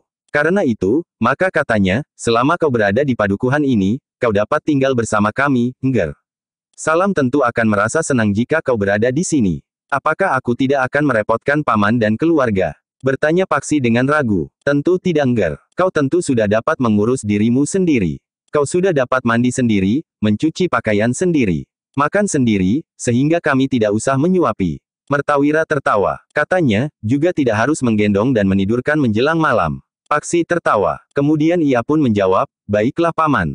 Jika Paman tidak berkeberatan, aku akan tinggal di sini sampai merti desa. Ternyata bahwa keberadaan Paksi di rumah Sura justru memberikan kesegaran baru. Paksi adalah seorang anak yang rajin. Pagi-pagi ia sudah bangun, menimba air untuk mengisi jambangan di pakiwan. Kemudian menyapu halaman samping, karena halaman depan tentu sudah disapu oleh Sura sendiri. Pengaruh keberadaan Paksi di rumah itu justru sangat baik bagi Salam, lah dapat bangun lebih pagi dari kebiasaannya. Anak itu ingin bersama-sama dengan Paksi. Juga saat Paksi menimba air, menyapu halaman atau membelah kayu di siang hari. Bahkan Paksi pun telah mengajari Salam untuk menuliskan huruf-huruf, kemudian membacanya. Sementara itu, cerita tentang keranda hantu itu masih saja membayangi kehidupan beberapa padukuhan. Sura dan Mertawira memang belum mengambil langkah-langkah tertentu untuk membuktikan kepada banyak orang, bahwa cerita tentang hantu keranda itu hanya sebuah olok-olok dari para penjahat yang kebingungan membawa hasil rampokannya. Namun yang kemudian ternyata berhasil. Seperti yang sudah direncanakan, maka ketika saatnya dianggap sudah tiba, maka Sura dan Mertawira telah pergi menemui Ki Jagabaya sambil mengajak Paksi Pamekas. Ki Jagabaya menerima mereka bertiga di pendapa rumahnya. Karena keduanya tidak terbiasa berkunjung ke rumah Ki Jagabaya, maka Ki Jagabaya menjadi heran atas kedatangan mereka bertiga. Nampaknya ada sesuatu yang penting, desis Ki Jagabaya. Iya, Ki Jagabaya, kami ingin berbicara tentang keranda hantu itu. Ki Jagabaya mengerutkan dahinya. Dengan nada berat Ki Jagabaya itu pun bertanya, ada apa dengan dongeng itu? Kalian berdua terhitung orang-orang yang berani di padukuhan ini. Apakah kalian juga percaya tentang keranda yang berjalan sendiri itu? Kami percaya, Ki Jagabaya, jawab Sura. Sikapmu tentang keranda yang berjalan sendiri itu tentu akan menjadi panutan. Jika kau berkata bahwa kau percaya, maka padukuhan ini akan menjadi semakin kalut. Aku telah melihat sendiri, Ki Jagabaya. Ki Jagabaya mengerutkan dahinya. Dengan nada tinggi ia berkata, apa maksudmu? Apakah kau memang menghendaki orang-orang padukuhan ini dicengkam oleh ketakutan? Dengan susah payah aku menjelaskan kepada mereka, bahwa tidak ada hantu keranda. Omong kosong. Tidak ada hantu yang sedang menyebarkan wabah penyakit. Ki Jagabaya, berkata Sura kemudian, aku benar-benar telah melihat keranda itu berjalan di malam hari. Aku yakin akan penglihatanku itu. Hal itulah yang akan aku katakan kepada Ki Jagabaya. Persetan dengan igawanmu, kau tidak akan dapat mempengaruhi aku. Kau tidak akan dapat menyeret aku ke dalam ketakutan seperti orang-orang bodoh itu. Sura termangu-mangu sejenak. Namun kemudian katanya, aku mohon Ki Jagabaya mendengarkan ceritaku. Nanti Ki Jagabaya dapat percaya atau tidak percaya. Wajah Ki Jagabaya menjadi tegang. Namun kemudian katanya, cepat katakan. Tetapi jangan mengharap aku terseret ke dalam arus yang melanda padukuhan kita dan beberapa padukuhan yang lain. Sura pun kemudian menceritakan apa yang pernah dilihatnya. Keranda yang berjalan di malam hari. Seakan-akan keranda itu berjalan sendiri. Hampir saja Ki Jagabaya yang tidak mempercayainya itu menjadi marah. Namun kemudian Sura pun menceritakan apa yang telah dilihat oleh Paksi Pamekas. Wajah Ki Jagabaya nampak berkerut. Dipandanginya Paksi dengan tajamnya. Kemudian Ki Jagabaya itu pun bertanya, siapakah kau sebenarnya? Paksi pun telah menyebut namanya. Tetapi ia selalu mengatakan bahwa dirinya berasal dari Banyuanyar serta selalu mengatakan bahwa kedua orang tuanya sudah tidak ada lagi. Ceritamu memang masuk akal, berkata Ki Jagabaya. Kami sudah membuktikannya, Ki Jagabaya. Bukti apa? Bertanya Ki Jagabaya. Kami sudah menggali tempat para perampok itu menyembunyikan barang-barangnya. Kau telah mengambil barang-barang itu. Tidak Ki Jagabaya, jawab Mertawira, kami hanya membuktikan bahwa penglihatan Angger Paksi itu bukan sekedar mimpi atau khayalan yang ditimbulkan oleh hantu keranda. Tetapi benar-benar ada. Sekarang barang-barang itu telah kami timbun kembali. Ki Jagabaya menarik nafas dalam-dalam. Sementara Sura minta Paksi menceritakan tentang rencana Kebo Lorok datang ke lingkungan mereka. Ki Jagabaya mendengarkan keterangan Paksi tentang Kebo Lorok sebagaimana didengarnya di kuburan dengan jantung yang berdebar-debar. Seakan-akan kepada diri sendiri Ki Jagabaya itu berkata, Kebo Lorok. Ternyata orang itu ada di belakang cerita tentang hantu itu. Mungkin sebaliknya, Ki Bekel. Kebo Lorok tertarik kepada gagasan para pengikutnya tentang hantu-hantu itu, sehingga ia ingin melihat hasil dari permainan itu. Kebo Lorok itu sendiri lebih dari hantu yang manapun juga, berkata Ki Jagabaya. Apakah kita sepadukuhan tidak dapat menghentikannya? Bertanya Mertawira. Ki Jagabaya menggelengkan kepalanya. Katanya, kita sepadukuhan tidak akan berdaya melawan para penjahat itu jika di antara mereka terdapat Kebo Lorok. Kecuali karena Kebo Lorok itu mempunyai ilmu yang tinggi, ia akan dapat menjadi penyulut api keberanian dan kekuatan para pengikutnya. Bersama Kebo Lorok itu sendiri, maka sekelompok penjahat tidak akan dapat dihentikan oleh orang sepadukuhan. Bahkan mungkin sekali kita akan dibantai habis oleh Kebo Lorok itu. Jadi, apa yang sebaiknya kita lakukan jika benar besok pada saat kita merti desa Kebo Lorok itu datang? Kita akan berbicara dengan Ki Bekel. Ternyata Ki Jagabaya tidak membuang waktu. Diajaknya ketiga orang yang datang ke rumahnya itu langsung menemui Ki Bekel. Merti desa itu tinggal beberapa hari lagi. Kita harus dapat mempersiapkan diri sebaik-baiknya. Jika kita harus menyerah kepada keadaan, apa boleh buat? Kita tidak akan berbuat apa-apa. Tetapi jika Ki Bekel Mai melihat satu kesempatan untuk menggeliat meskipun Kebo Lorok ada di sini, maka biarlah kita mempersiapkan diri selagi kita masih mempunyai waktu, gumam Ki Jagabaya. Ternyata Ki Bekel juga merasa heran melihat kedatangan Ki Jagabaya bersama tiga orang ke rumahnya. Di wajah mereka nampak persoalan yang membebani mereka, sehingga mereka harus datang menemuinya. Apakah Ki Jagaba tidak dapat menyelesaikan persoalan mereka sehingga mereka harus datang kepadaku? Bertanya Ki Bekel di dalam hatinya. Ketika mereka sudah duduk di peringgitan, maka Ki Jagabaya lah yang telah menyampaikan persoalan yang mereka bawa menghadap Ki Bekel. Wajah Ki Bekel pun menjadi tegang. Kebo Lorok baginya juga merupakan hantu yang mendebarkan. Namun tiba-tiba dari ruang dalam rumah Ki Bekel, keluar seorang laki-laki muda yang bertubuh sedang. Wajahnya memancarkan kecerahan nalar budinya. Dengan sebuah senyum yang menghiasi bibirnya, laki-laki muda itu berkata, "Maaf, Kakang. Aku tidak sengaja telah mendengar nama Kebo Lorok disebut-sebut. Jika Kakang Bekel tidak berkeberatan, aku ingin ikut mendengar cerita tentang Kebo Lorok itu." Ki Bekel menarik nafas dalam-dalam. Katanya, "Kemarilah, duduklah." Sura dan Mertawira terkejut melihat laki-laki itu. Hampir berbareng mereka menyapa, "Adek Panatas." Laki-laki itu tersenyum. Sambil mendekat ia bertanya, "Kakang berdua tidak lupa kepadaku?" "Tentu tidak," jawab Mertawira. Laki-laki muda itu pun kemudian duduk bersama mereka. Ki Bekel pun kemudian berkata, "Kemarin ia datang." Adek Panatas, adik Ki Bekel itu tersenyum sambil menyahut, "Aku sudah menjadi sangat rindu pada padukuhan ini. Kau datang pada saat padukuhan ini dibayangi oleh hantu keranda yang mencekam seluruh penghuninya. Bahkan bukan hanya padukuhan ini, tetapi juga padukuhan-padukuhan yang lain. Aku sudah mendengar, tetapi bukankah Ki Jagabaya tidak mempercayainya?" Ki Bekel juga tidak mempercayainya, jawab Ki Jagabaya. "Tetapi agaknya hantu-hantuan itu ada hubungannya dengan Kebo Lorok." "Ya," jawab Ki Jagabaya, "anak inilah yang mendengar langsung pembicaraan para perampok itu." Sekali lagi Paksi harus bercerita tentang pari perampok dan pembicaraan di antara mereka tentang rencana kedatangan Kebo Lorok. "Sebaiknya kita sambut kedatangan Kebo Lorok itu," berkata Adek Panatas. "Kau jangan main-main dengan nama itu," desis Ki Bekel. Adek Panatas tersenyum. Katanya, "Aku tahu kelebihan Kebo Lorok. Tetapi jangan biarkan Kebo Lorok menguasai padukuhan ini. Sekali ia dapat bergerak leluasa di sini, maka padukuhan ini akan menjadi ladang yang subur bagi Kebo Lorok. Ia akan memeras setiap orang yang memang sudah ketakutan karena cerita tentang keranda yang dapat berjalan sendiri itu. Tetapi bagaimana kita dapat melawannya?" Bertanya Ki Bekel. "Kita harus melakukan bersama-sama. Biarlah aku mencoba untuk menahan Kebo Lorok. Jika aku tidak mampu mengimbanginya, maka Kakang Bekel akan dapat membantuku. Berdua aku yakin, bahwa, Ami akan dapat menahan Kebo Lorok. Bagaimana dengan para pengikutnya? Mereka banyak tergantung kepada pemimpinnya. Jika kami benar-benar dapat menahan Kebo Lorok, maka aku yakin, bahwa para pengikutnya akan menjadi ragu-ragu, sehingga kita akan dapat mempergunakan kesempatan sebaik-baiknya untuk menghancurkan mereka. Bukankah jumlah mereka tidak terlalu banyak? 10, 15 atau katakan 25 orang. Bukankah jumlah laki-laki di padukuhan ini jauh lebih banyak dari jumlah itu?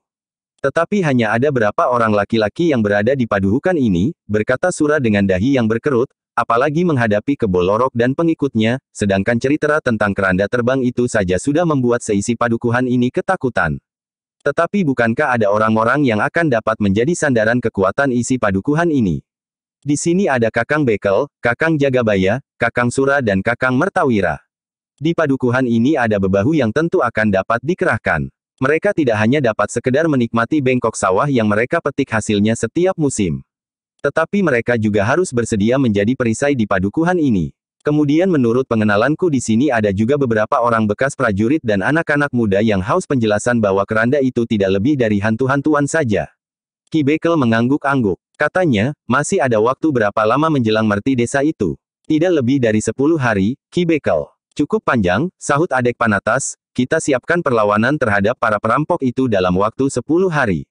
Aku kenal isi padukuhan ini. Karena itu, aku yakin bahwa kita akan dapat mempertahankan harga diri padukuhan ini. Tetapi sebelumnya kita harus juga menyadari, bahwa akan jatuh korban di antara kita. Tetapi itu tentu wajar bagi setiap perjuangan. Karena itu, maka kita harus mampu mengerahkan kekuatan yang sebesar-besarnya. Semakin banyak dan semakin kuat kita, maka korban akan menjadi semakin sedikit. Di dalam pertempuran, kita harus saling menolong sehingga setiap orang pengikut Kebolorok akan menghadapi lawan yang dapat membuat jantungnya bergetar. Bagaimana pendapatmu, Ki Jagabaya? Bertanya Ki Bekel. Aku setuju dengan Adek Panatas. Aku akan menggerakkan setiap laki-laki di padukuhan ini. Baiklah, berkata Sura, jika kita sudah sependapat bahwa kita akan mengadakan perlawanan, maka kita harus melakukan dengan sepenuh hati. Kita tidak boleh ragu-ragu. Jika kita menjadi ragu, maka kita justru akan terjebak dalam kesulitan. Tentu Kakang Sura, sekali kita turun ke gelanggang, maka kita harus sudah bersiap untuk menghadapi maut, sahut Adek Panatas. Itulah yang harus dijelaskan kepada rakyat padukuhan ini. Jika mereka bersedia, kita harus benar-benar terjun dengan segala akibat yang mungkin terjadi. Sebaliknya, jika rakyat padukuhan ini ragu, sebaiknya kita pasrah saja pada keadaan, meskipun leher kita akan dicekiknya, sahut Mertawira. Ki Bekel mengangguk-angguk. Katanya, aku akan memanggil para bebahu malam nanti. Demikianlah, maka Ki Jagabaya, Sura, Mertawira dan Paksi telah minta diri.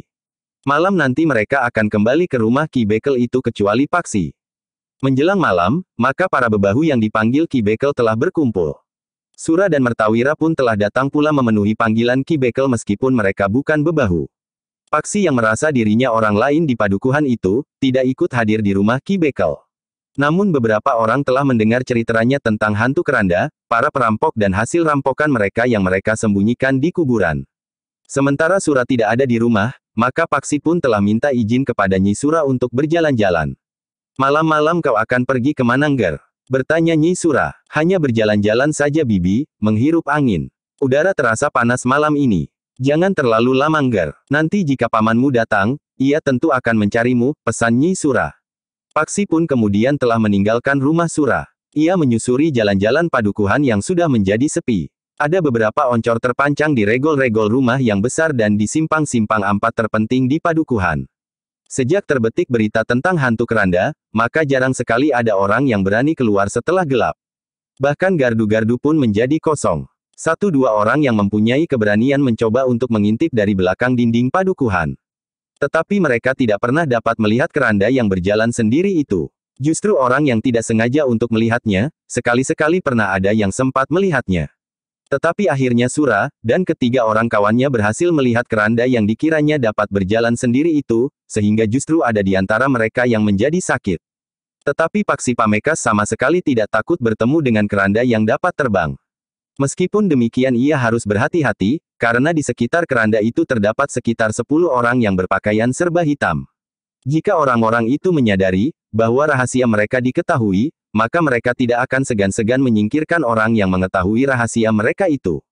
Beberapa lama Paksi berjalan di tengah-tengah bulak yang luas itu. Tetapi Paksi sudah menduga bahwa keranda yang belum lama lewat, hari itu tidak akan lewat. Apalagi keranda itu hanya lewat di hari-hari tertentu saja. Semakin lama maka langkah Paksi menjadi semakin jauh dari padukuhan. Sementara malam menjadi semakin malam. Di simpang ampat di tengah bulak, Paksi berhenti. Dipandanginya padukuhan yang nampak kehitam-hitaman. Seleret sinar oncor memancar menyusup di sela-sela dedaunan. Paksi harus menunda perjalanan panjangnya yang tidak diketahuinya kemana. Ia tidak merasa bersalah jika ia berhenti di padukuhan itu beberapa hari.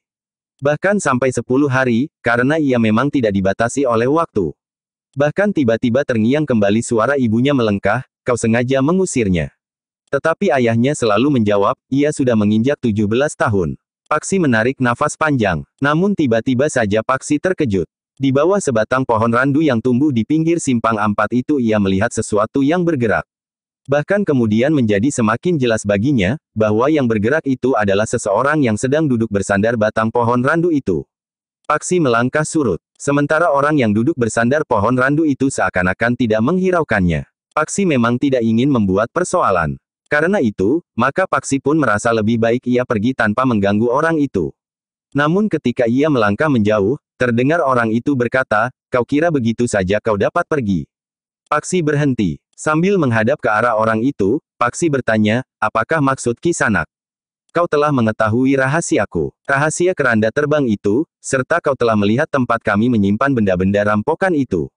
Jantung Paksi berdentang semakin cepat. Ternyata orang itu mengerti bahwa ia telah mengetahui rahasia hantu keranda itu. "Apakah kau salah seorang dari mereka?" bertanya Paksi. Orang itu masih tetap duduk. Dengan suara yang seakan-akan bergulung di dalam mulutnya, ia menjawab, "Iya. Aku salah seorang dari mereka." Paksi termangu-mangu sejenak. Namun dadanya mulai bergejolak. Jika benar orang itu salah seorang dari para perampok yang membuat hantu-hantuan serta yang telah menyembunyikan barang-barang hasil rampokan itu, maka ia harus benar-benar mempertahankan hidupnya. Tetapi Paksi masih tetap berdiri di tempatnya karena orang yang duduk di bawah pohon randu itu pun masih saja duduk di tempatnya pula. Namun kemudian terdengar orang itu berkata, "Anak muda, kau telah bermain dengan api. Adalah salahmu jika api itu menjilat dan membakar tubuhmu." Paksi menyadari bahwa ia tidak akan dapat mengelak lagi. Tetapi apa boleh buat, ia harus berani memikul tanggung jawab atas perbuatannya sendiri sebagaimana dikaitkan oleh orang itu. Tiba-tiba saja keberaniannya telah menghangatkan darahnya. Dengan suara yang mantap Paksi bertanya, "Apa yang kau kehendaki Kisanak?" "Nyawamu," jawab orang itu. "Ambillah sendiri," jawab Paksi. Orang itu mulai bangkit. Ia berdiri di bawah pohon randu alas itu. Gelap malam telah mengaburkan wajah orang itu, sehingga Paksi tidak dapat melihat dengan jelas. Tetapi yang nampak di matanya dalam keremangan malam adalah tubuhnya yang gagah, tinggi dan besar. "Menyerahlah," suaranya terdengar serak. "Untuk apa aku menyerah?" bertanya Paksi. "Aku akan membunuhmu. Kau kira aku apa?" Paksi justru bertanya dengan nada yang mantap. Pengalaman hidupnya membuat Paksi tidak mengenal takut lagi. Bahwa ia seakan-akan telah terbuang dari rumahnya membuatnya tidak peduli lagi apa yang terjadi biarlah terjadi. Bahkan kematian tidak lagi menghantuinya. Orang itu mulai melangkah mendekat. Katanya, "Kau akan aku bunuh dengan caraku. Jika kau benar-benar akan membunuhku, maka aku pun harus berusaha untuk mempertahankan hidupku. Jika karena aku mempertahankan diri terjadi sesuatu atasmu, aku tidak bertanggung jawab. Bersiaplah anak yang sombong. Kau tidak mempunyai kesempatan lagi untuk mundur." Paksi pun segera mempersiapkan diri. Meskipun ia masih terhitung sangat muda di umurnya yang 17 itu, namun Paksi pernah menyadap ilmu dari seorang guru yang berilmu tinggi. Karena itu, ketika hidupnya terancam, maka ia akan mempertahankan dirinya dengan ilmunya sejauh yang dikuasainya. Demikianlah, maka pertempuran pun tidak dapat dihindarinya lagi. Dengan garangnya orang yang semula duduk di bawah pohon randu itu pun mulai menyerangnya. Tetapi Paksi pun telah bersiap sepenuhnya. Karena itu, ketika serangan itu datang, maka Paksi pun dengan tangkasnya telah mengelak. Bahkan dengan cepat, Paksi telah membalas menyerangnya. Tetapi orang itu pun mampu bergerak cepat pula. Serangan Paksi pun sama sekali tidak menyentuhnya. Ketika Paksi memburunya dengan serangan berikutnya, maka orang itu justru telah membenturnya. Serangan kaki Paksi yang terjulur mengarah ke dada, telah ditangkis lawannya dengan kedua tangannya yang bersilang di dadanya. Paksi yang belum mengetahui seberapa besar kekuatan dan tenaga lawannya telah terdorong selangkah surut. Namun Paksi tidak berkecil hati. Lawannya ternyata juga tergetar dan surut selangkah pula. Demikianlah, keduanya pun segera terlibat dalam pertempuran yang sengit. Keduanya saling menyerang, bertahan dan menghindar. Dalam pertempuran yang semakin cepat itu, Paksi berusaha untuk dapat mengenali lawannya. Dalam keremangan malam, Paksi melihat bahwa lawannya itu adalah seorang yang cacat. Meskipun dalam gelap, tetapi setiap kali Paksi sempat melihat wajah yang cacat itu. Ternyata orang itu merasa bahwa Paksi memperhatikan cacat di wajahnya. Karena itu, maka orang itu pun telah meloncat mengambil jarak sambil bertanya, "Kau memperhatikan cacat di wajahku?" "Ya," jawab Paksi berterus terang. Orang itu tertawa. Katanya, "Aku adalah seorang penjahat yang sudah berpuluh tahun melakukan kejahatan. Aku pernah menjadi pencopet kecil. Pencuri ayam dan jemuran. Aku pernah menjadi penyamun di tempat-tempat sunyi. Kemudian aku menjadi perampok dan bahkan perampok di laut. Selama berpuluh tahun aku ditempa oleh kerasnya duniaku. Cacat di tubuhnya terjadi di sepanjang pengalamanku yang luas itu. Aku pernah disangka mati karena dipukuli orang sepasar. Tubuhku dilemparkan begitu saja ke jurang tidak terlalu jauh dari pasar itu." "Jangan membual," potong Paksi. Kau menjadi ketakutan mendengar petualanganku. Bertanya orang itu. Sama sekali tidak, jawab Paksi. Jika sampai hari ini kau masih sempat bertualang, maka malam ini petualanganmu akan berakhir di sini. Orang itu tertawa semakin keras. Katanya, kau benar-benar anak yang sombong. Tetapi kau akan segera menyesali kesombonganmu itu. Aku sudah siap apapun yang terjadi, jawab Paksi. Orang itu tidak segera menyerang lagi. Tetapi ia pun berkata, lihat, betapa wajahku menjadi cacat. Kakiku sedikit timpang, bekas luka yang terdapat di mana-mana. Tetapi ilmuku pun meningkat di setiap goresan yang terdapat pada tubuhku. Aku tidak peduli, tetapi aku akan mempertahankan hidupku. Orang itu pun mulai melangkah mendekat lagi. Dengan cepat orang itu telah menyerang pula. Pertempuran pun telah menyala kembali. Keduanya bergerak semakin cepat. Serangan demi serangan telah dilakukan oleh kedua belah pihak. Orang yang berwajah dan bertubuh cacat itu ternyata semakin lama menjadi semakin garang. Serangan-serangannya menjadi semakin cepat dan semakin keras. Tetapi Paksi pun telah meningkatkan kemampuannya pula. Pada umurnya, Paksi memiliki tenaga yang mantap. Kebiasaannya bermain dengan permainan keras telah membantu meningkatkan kekuatan dan ketahanan tubuhnya. Kesenangannya bergulat di tepian membuat tubuhnya semakin liat dan tahannya pun menjadi semakin tinggi. Karena itu maka setelah bertempur beberapa lama, tenaga Paksi pun masih belum menyusut. Tetapi pengalaman orang cacat itu memang jauh lebih luas dari Paksi. Karena itu, maka setiap kali serangan orang itu mengejutkan Paksi. Namun betapapun Paksi mengerahkan kemampuannya, orang itu ternyata mampu menembus pertahanannya. Serangan-serangannya sekali-sekali telah menyentuh tubuhnya. Tetapi setelah bertempur beberapa lama, Paksi mulai melihat celah-celah pertahanan lawannya. Paksi yang kemudian mengalami kesulitan itu, tidak lagi sekedar bertempur dengan unsur-unsur gerak yang dikuasainya. Tetapi ia harus mempergunakan penalarannya sebaik-baiknya. Ia harus membuat perhitungan-perhitungan dengan cepat, tetapi cermat agar tidak justru membuatnya semakin sulit. Ketika Paksi harus meloncat menjauhi lawannya untuk mengambil jarak, ia melihat bahwa lawannya tidak terlalu cepat menyusulnya. Terasa ada tenggang waktu sekejap sebelum lawannya melibatnya lagi dalam pertempuran yang sengit. Sekali dua kali Paksi mencoba, sehingga ia pun dapat mengambil kesimpulan bahwa lawannya kurang memiliki ketangkasan untuk bertempur dengan loncatan-loncatan panjang. Dengan demikian, maka Paksi telah memilih cara yang justru tidak disukai lawannya. Paksi bertempur pada jarak yang dipeliharanya dengan baik. Ternyata Paksi berhasil mempersulit kedudukan lawannya. Tetapi setiap kali pengalaman orang cacat yang luas itu, terasa sangat berpengaruh dalam pertempuran itu. Orang cacat itu tidak mau terpancing dalam pertempuran dengan jarak yang panjang. Setiap kali Paksi meloncat menjauh, lawannya tidak tergesa-gesa memburunya. Tetapi ia justru melangkah satu-satu mendekatinya. Paksilah yang kemudian menjadi tidak telaten. Ia menjadi tidak sabar lagi, sehingga ia tidak berpegang teguh pada perhitungannya. Dengan demikian, maka serangan-serangan lawannya itu menjadi semakin sering menembus pertahanan anak muda itu. Ketika Paksi menjulurkan kakinya menyerang ke arah lambung lawannya, maka orang cacat itu justru menjatuhkan dirinya. Kakinya dengan cepat menyapu kaki Paksi yang lain, sehingga Paksi telah menjadi kehilangan keseimbangan. Karena itu, maka Paksi pun telah terjatuh. Tetapi ia pun dengan cepat berguling.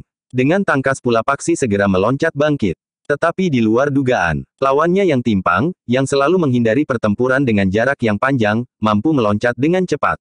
Ternyata Paksi terkejut, tetapi ia terlambat menghindar. Tangan orang itu dengan cepat menghantam perutnya. Di luar sadarnya, Paksi terbungkuk.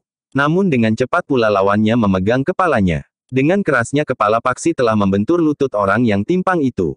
Mata Paksi menjadi gelap, tetapi ia tidak mau kehilangan kesadarannya. Bahkan dengan cepat ia surupkan kepalanya ke perut lawannya.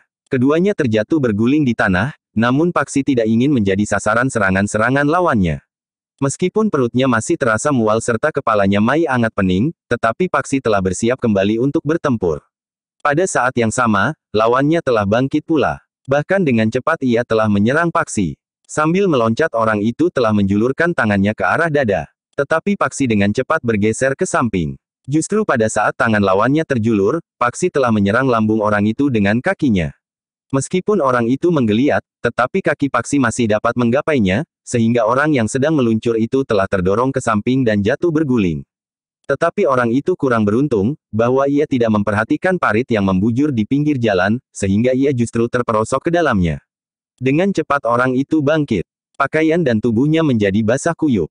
Karena hal itu tidak terduga, maka beberapa teguk air telah masuk ke dalam kerongkongannya. Ketika orang itu sibuk mengusap wajahnya, serangan Paksi telah datang lagi. Kakinya dengan cepat sekali terjulur menyambar kening orang itu. Sekali lagi orang itu terlempar. Bahkan orang itu telah terlempar ke dalam lumpur di kotak sawah yang basah. Paksi yang ingin mengambil kesempatan tidak menunggunya. Dengan cepat ia memburu lawannya. Demikian lawannya bangkit, maka tangannya telah menyambar dagu. Gigi orang itu terdengar gemeretak. Dengan kasarnya orang itu mengumpat. Tetapi ketika dengan satu putaran kaki Paksi menyambar dadanya, maka orang itu telah terlempar jatuh. Dengan cepat orang itu bangkit. Tetapi ia tidak berusaha menyerang Paksi. Dengan serta-merta, maka orang itu pun telah melarikan dirinya ke dalam kegelapan. Beberapa puluh langkah Paksi mengejarnya. Tetapi kemudian ia pun telah menghentikan usahanya untuk menangkap orang itu. Karena itu, maka Paksi pun kemudian berhenti. Paksi menarik nafas dalam-dalam. Ternyata ia harus terlibat dalam pertempuran dengan salah seorang di antara para perampok yang telah membuat hantu-hantuan itu. Bahkan hampir saja ia terdesak. Jika ia gagal mempertahankan dirinya, maka nyawanya tentu benar-benar akan dihabisi oleh orang itu. Paksi berdiri termangu-mangu sejenak. Angin terasa semilir menghembus kulitnya. Ketika Paksi menengadahkan wajahnya, dilihatnya langit bersih. Bintang-bintang berkeredipan ke batas cakrawala. Namun tubuh Paksi semakin terasa nyeri. Tulang-tulangnya bagaikan menjadi retak. Sedangkan kepalanya masih saja terasa pening.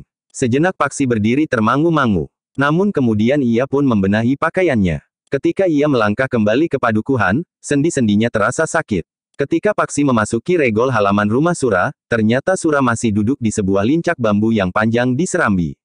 Demikian ia melihat Paksi memasuki regol halaman dan keremangan malam, Sura pun segera bangkit dan menyongsongnya. Kau membuat aku cemas, Ngger. Paksi menarik nafas panjang. Namun ia pun bertanya pula, pertemuan di rumah Ki Bekel itu begitu cepat selesai. Pertemuan itu cukup lama, Ngger. Kaulah yang pergi terlalu lama. Kita sudah berada di belahan malam terakhir. Paksi menarik nafas dalam-dalam. Tengah malam memang sudah lewat. Agaknya ia bertempur cukup lama pula. Marilah Ngger, ajak Sura, sudah waktunya kita beristirahat. Keduanya pun melangkah ke serambi. Namun Paksi pun berkata, aku akan pergi ke Pakiwan Paman. Baiklah. Tetapi lewat pintu butulan saja. Aku akan masuk lewat pintu butulan. Paksi pun kemudian langsung pergi ke Pakiwan lewat samping rumah meskipun Sura mengajaknya lewat ruang dalam rumahnya. Paksi memang harus membersihkan tubuhnya dari debu dan lumpur. Tetapi ia tidak dapat membersihkan pakaiannya malam itu. Ketika Paksi masuk ke ruang dalam lewat pintu butulan, Sura terkejut. Ia melihat wajah anak itu lembab kebiru-biruan dekat arah matanya, langkah Paksi pun menjadi berat dan bahkan kaki kanannya menjadi sedikit timpang. Apa yang terjadi, Ngger? Paksi menarik nafas dalam-dalam. Sura kemudian menggandengnya dan mempersilahkannya duduk di atas tikar pandan. Paksi yang nampak sangat letih dan sekali-sekali memegang perutnya yang sakit dan mual, duduk sambil menundukkan wajahnya. Ketika ia mencuci mukanya, terasa wajahnya menjadi pedih.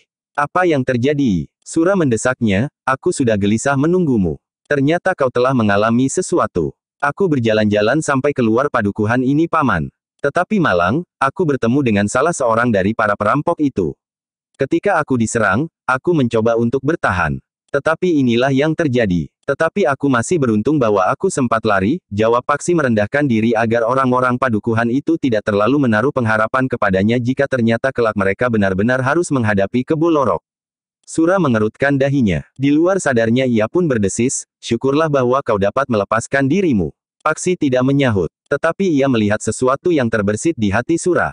Meskipun ragu-ragu, Sura itu pun bertanya, tetapi bagaimana peristiwa itu terjadi? Apakah kau tahu pasti, bahwa orang itu salah seorang di antara para perampok itu? Paksi termangu-mangu sejenak. Namun kemudian ia pun berkata, orang itu tiba-tiba saja menuduhku, bahwa aku telah mengetahui rahasianya. Aku tidak tahu, apakah ia benar-benar mengetahui bahwa aku menyaksikan apa yang telah dilakukan oleh para perampok itu atau sekedar mencari alasan untuk melakukan kekerasan.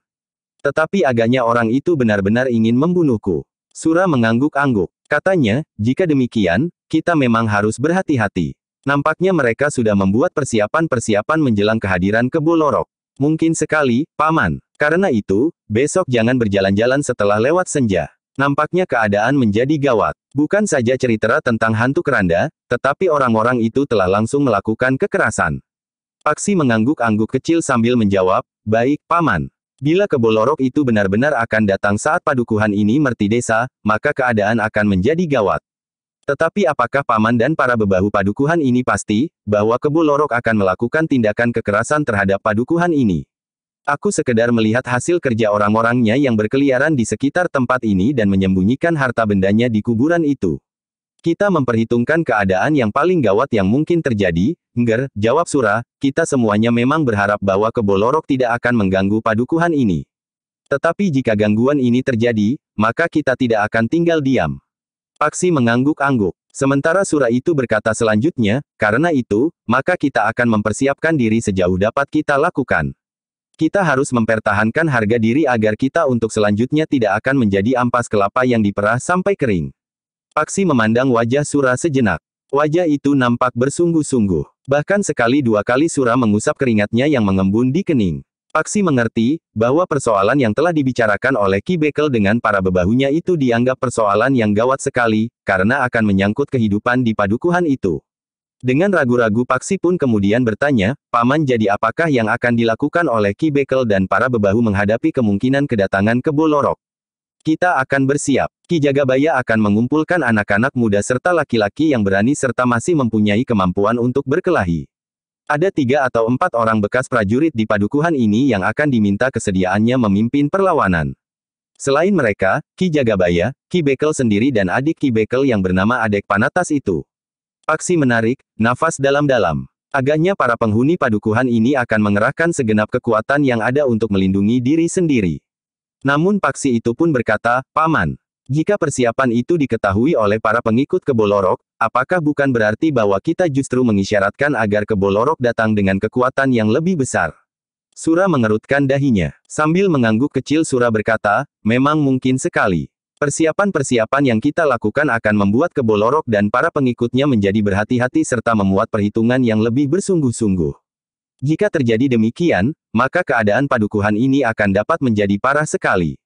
Iya, seharusnya hal ini juga diperhitungkan.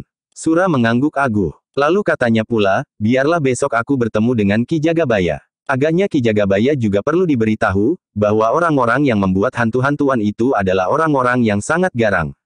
Mereka tidak ragu-ragu untuk bertindak kasar. Sura mengangguk-angguk. Paksi sendiri sudah mengalaminya. Untunglah bahwa Paksi dapat melarikan diri. Karena malam menjadi semakin dalam, maka Sura itu pun kemudian telah mempersilahkan Paksi untuk beristirahat. Tetapi ketika Sura sempat memperhatikan pakaian Paksi, maka ia pun telah menawarkan untuk meminjami Paksi sepengadek pakaiannya. Terima kasih, Paman, jawab Paksi yang mulai merasa gatal-gatal dengan pakaiannya yang kotor dan berlumpur. Malam itu Paksi mendapat sepengadek pakaian dari Sura, sehingga besok ia dapat mencuci pakaiannya yang dipakainya sejak ia meninggalkan rumahnya. Di sisa malam itu, Paksi berbaring di bilik yang diperuntukkan baginya. Meskipun agak sulit, tetapi akhirnya Paksi pun tertidur pula. Namun jika sekali-sekali ia terbangun, maka badannya masih terasa nyeri di beberapa bagian. Kepalanya masih pening dan perutnya masih mual. Tetapi ketika ia terbangun menjelang matahari terbit, tubuhnya terasa semakin segar. Apalagi setelah ia menimba air untuk mengisi jambangan di Pakiwan, kemudian mandi dengan air dingin. Hari itu, pagi-pagi Sura mengajak Paksi untuk menemui Ki Jagabaya. Sura berusaha menjelaskan bahwa persiapan yang berlebihan justru akan memancing perhatian para pengikut Kebo Lorok. Dengan demikian, mereka akan memperkuat barisan mereka jika mereka memang ingin menguasai padukuhan itu. Ki Jagabaya pun ternyata menganggap pendapat itu masuk akal. Karena itu, maka ia pun berkata, kami akan menghimpun orang-orang yang sudah siap untuk terjun ke medan pertempuran untuk melawan para perampok. Selebihnya baru anak-anak muda di padukuhan untuk melawan para perampok. Selebihnya baru anak-anak muda di padukuhan ini. Bagaimana kita mempersiapkan mereka tanpa menarik perhatian?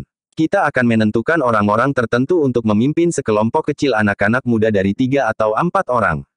Mereka harus mempersiapkan kelompok mereka masing-masing bisa sampai saatnya mereka tidak mengecewakan. Tetapi persiapan yang tinggal sedikit itu tidak akan menarik perhatian. Sura mengangguk-angguk sambil berkata, juga untuk menghindari kecurigaan, merti desa akan berlangsung seperti biasanya. Ki Bekel sudah berjanji untuk menyelenggarakan tari tayub di bulak sawah padukuhan kita sesudah padi dituai. Besok kita sudah mulai menuai padi di bulak itu. Iya, kita akan menyelenggarakan merti desa menurut hari yang sudah kita tentukan. Ternyata Ki Jagabaya kemudian telah menjalankan tugasnya dengan baik. Sementara Ki Jagabaya mempersiapkan perlawanan dengan diam-diam, maka Ki Bekel dan bebahu yang lain telah mempersiapkan sebuah keramaian untuk merti desa. Dalam pada itu, maka para perampok pun telah bersiap-siap sebaik-baiknya pula untuk menyambut kedatangan salah seorang pemimpin mereka, Kebo Lorok. Jika Kebo Lorok hadir di lingkungan itu, maka Kebo Lorok akan melihat hasil kerja mereka. Barang-barang yang telah mereka simpan di kuburan, serta keramaian merti desa di padukuhan sebelah. Apakah orang-orang padukuhan itu bersedia menerima kita untuk ikut hadir dalam keramaian merti desa itu? Desis salah seorang perampok itu. Kawannya tertawa. Katanya, sambil membawa keranda. Kawan-kawan yang lain pun tertawa. Namun seorang dari mereka berkata, bersedia atau tidak, kita akan menentukan sikap kita sendiri. Maksudmu, di saat mereka sedang menyelenggarakan keramaian, kita akan lewat. Jangan terlalu dekat, maka mereka akan menjadi sangat ketakutan. Keramaian itu akan bubar. Masing-masing akan melarikan diri dan pulang dengan tubuh gemetar. Apa keuntungan kita? Bertanya seorang kawannya. Hari itu memang tidak ada. Tetapi pada kesempatan lain, jika kita memasuki padukuhan itu dan mengambil harta benda yang tersimpan di dalamnya, tidak akan ada seorang pun yang berani keluar rumahnya. Kita akan dapat dengan leluasa melakukannya. Kita membawa barang-barang itu dengan keranda. Justru tidak. Keranda itu akan kita tutup agar tidak kelihatan, jawab orang yang berbicara terdahulu, hanya jika terjadi di tempat lain yang agak jauh, keranda itu akan nampak memasuki kuburan itu dan hilang di luar regol. Kawan-kawan mengangguk-angguk. Mereka mengerti bahwa jika perampokan itu terjadi di tempat yang terlalu dekat dengan terlihatnya keranda yang berjalan, apalagi di padukuhan sebelah, orang-orang dari padukuhan itu akan mempertanyakan, apakah memang ada hubungannya antara perampokan itu dengan keranda yang lewat. Demikianlah hari-hari pun menjadi semakin dekat. Padi di sawah sebagian besar sudah dibawa pulang dan disimpan di lumbung. Jerami di sawah sudah mulai dibabat, ditimbun di beberapa tempat di antara kota-kota sawah dan kemudian dibakar. Abunya akan dapat menjadi pupuk selain beberapa pupuk yang lain, termasuk pupuk kandang. Di kotak sawah Ki Bekel yang juga sudah dituai, telah dibuat teratak anyaman bambu. Sebuah teratak bertiang baimbu yang akan dipergunakan oleh para penari tayub untuk menari serta bagi para pengiring gamelan. Alas dari teratak itu pun dibentangkan anyaman bambu pula. Dari kejauhan 1-2 orang perampok ikut menyaksikan orang-orang padukuhan yang sibuk itu. Setiap kali mereka tertawa membayangkan apa yang bakal terjadi pada saat keramaian itu diselenggarakan. Jika sebuah keranda berjalan sendiri di kejauhan, maka mereka yang ikut menyaksikan tari tayub itu berlari meninggalkan tempat itu pulang ke rumah masing-masing. Mereka akan menjadi sangat ketakutan, sehingga di malam-malam berikutnya mereka tidak akan berani keluar setelah gelap turun. Keyakinan itulah yang kemudian akan mereka sampaikan kepada Kebo Lorok. Peristiwa itu akan dapat menjadi bahan tontonan yang sangat menarik bagi pemimpin mereka yang sangat mereka takuti itu. Sementara itu, orang-orang di padukuhan itu pun sudah mempersiapkan diri sebaik-baiknya. Beberapa orang yang dianggap memiliki bekal untuk turun tangan jika benturan kekerasan itu benar-benar terjadi, telah menyiapkan masing-masing 2 atau 3 orang anak muda. Seorang bekas prajurit yang meskipun rambutnya sudah beruban, tetapi masih tegar, telah mengajari 3 orang anak muda, bagaimana mereka harus mempergunakan senjata. Sementara itu, kepada mereka Sura dan Mertawira telah berusaha meyakinkan, bahwa tidak ada hantu keranda. Yang ada adalah sebuah tipuan untuk mengelabui orang-orang padukuhan. Bukan hanya padukuhan mereka, tetapi beberapa orang padukuhan yang lain. Sementara itu cerita dari mulut ke mulut yang merambat dari padukuhan ke padukuhan telah menyebar ke tempat yang luas. Bahkan telah merambat keluar Kademangan. Karena itu, menjelang malam yang biasanya menggembirakan bagi seisi padukuhan itu, bahwa cerita tentang keranda itu tidak lebih dari sebuah mimpi buruk. Tidak ada keranda yang dapat berjalan sendiri, berkata Ki Jagabaya tanpa menceritakan bahwa 2 orang penghuni padepokan itu sudah dapat memberi kesaksiannya. Ki Jagabaya memang harus memberikan keterangan yang berbeda kepada orang-orang padukuhan itu, agar kesiagaan seisi padukuhan itu sudah dapat memberikan kesaksiannya. Ki Jagabaya memang harus memberikan keterangan yang berbeda kepada orang-orang padukuhan itu, agar kesiagaan seisi padukuhan itu tidak didengar oleh para perampok yang akan menyambut kedatangan pemimpin mereka. Tidak sebagaimana Sura dan Mertawira meyakinkan anak-anak muda di padukuhan itu. Meskipun demikian, Ki Jagabaya, Ki Bekel dan para bebahu padukuhan itu mengerti, bahwa usaha untuk menjebak orang yang bernama Kebo Lorok itu adalah satu kerja yang mengandung kemungkinan yang sangat buruk bagi padukuhan mereka. Tetapi kehadiran adik Ki Bekel yang sudah lama meninggalkan padukuhan, yang agaknya telah menyadap ilmu kanuragan itu, telah memberikan harapan baru bagi Ki Bekel dan para bebahu. Hari-hari yang mendebarkan itu pun akhirnya datang juga. Sebagian dari orang-orang padukuhan itu memang mulai percaya, bahwa memang tidak ada keranda yang berjalan sendiri. Siapa yang pernah melihatnya? Bertanya Ki Jagabaya, semua orang mengatakan, kata orang. Jika ada orang yang merasa pernah melihat, keterangannya sangat meragukan. Karena itu, jangan takut. Kita akan merayakan keberhasilan panen kita seperti biasanya. Sebagian orang-orang padukuhan itu sependapat dengan Ki Jagabaya. Keranda yang berjalan sendiri itu tidak lebih dari cerita ngayawara. Dalam pada itu, para pengikut Kebo Lorok yang semula memang sedikit ragu, apakah merti desa di padukuhan itu dapat berlangsung seperti biasanya, menjadi semakin mantap. Jika orang-orang padukuhan yang terlanjur menjadi ketakutan itu urung merayakan kegembiraan atas hasil panen mereka, maka pertunjukan yang menarik itu tidak dapat mereka perlihatkan kepada Kebo Lorok. Mereka tidak akan dapat melihat bagaimana orang-orang yang sedang mengikuti keramaian merti desa itu lari tunggang langgang, saling bertubrukan serta berteriak-teriak ketakutan melihat keranda yang berjalan sendiri agak jauh dari tempat keramaian itu, menuju ke kuburan. Sementara itu, di sebuah rumah yang terhitung besar, di sebuah padukuhan yang lain, beberapa orang tengah menunggu. Di rumah itu tinggal seorang yang termasuk disegani oleh tetangganya, karena orang itu terhitung orang yang kaya di padukuhannya. Bukan saja seorang yang kaya, tetapi ia juga dianggap seorang yang memiliki kemampuan yang tinggi. Tidak seorang pun yang pernah berprasangka buruk terhadap Ki Pituhu, pemilik rumah itu, meskipun kadang-kadang satu dua orang tetangganya merasa heran, dari manakah datangnya kekayaan Ki Pituhu itu. Menilik sawahnya yang tidak terlalu luas serta sehari-harian ia lebih banyak di rumah, maka menurut penalaran mereka, penghasilannya tentu tidak begitu banyak. Sedangkan menurut pengetahuan tetangga-tetangganya, Ki Pituhu juga tidak pernah mendapatkan warisan yang cukup, karena orang tuanya juga bukan orang berada. Namun bagi tetangga-tetangganya, Ki Pituhu adalah seorang yang sangat baik. Ia seorang yang sangat sering sekali memberikan bantuan kepada orang-orang yang membutuhkan bantuan kepada orang-orang yang membutuhkannya. Juga kepada padukuhannya, Ki Pituhu sering memberikan sumbangan yang berarti. Tidak seorang pun yang pernah mencurigai bahwa di rumah Ki Pituhu yang baik itu tinggal beberapa orang yang hari itu sedang menunggu kehadiran seseorang yang bernama Kebo Lorok. Ketika dua orang yang bertubuh tinggi tegap dan berwajah garang berjalan melalui jalan padukuhan, memang tidak banyak menarik perhatian. Seorang anak muda yang kebetulan memperhatikan kedua orang itu, sempat juga bertanya di dalam hatinya, siapa sajakah kedua orang yang lewat itu. Tetapi karena keduanya berada di jalan yang banyak dilalui orang yang memang tidak dikenalinya, maka anak muda itu menganggap bahwa keduanya adalah orang yang lewat sebagaimana orang yang lain. Apalagi kedua orang itu sama sekali tidak menunjukkan sikap yang mencurigakan. Mereka berjalan sebagaimana orang lain berjalan.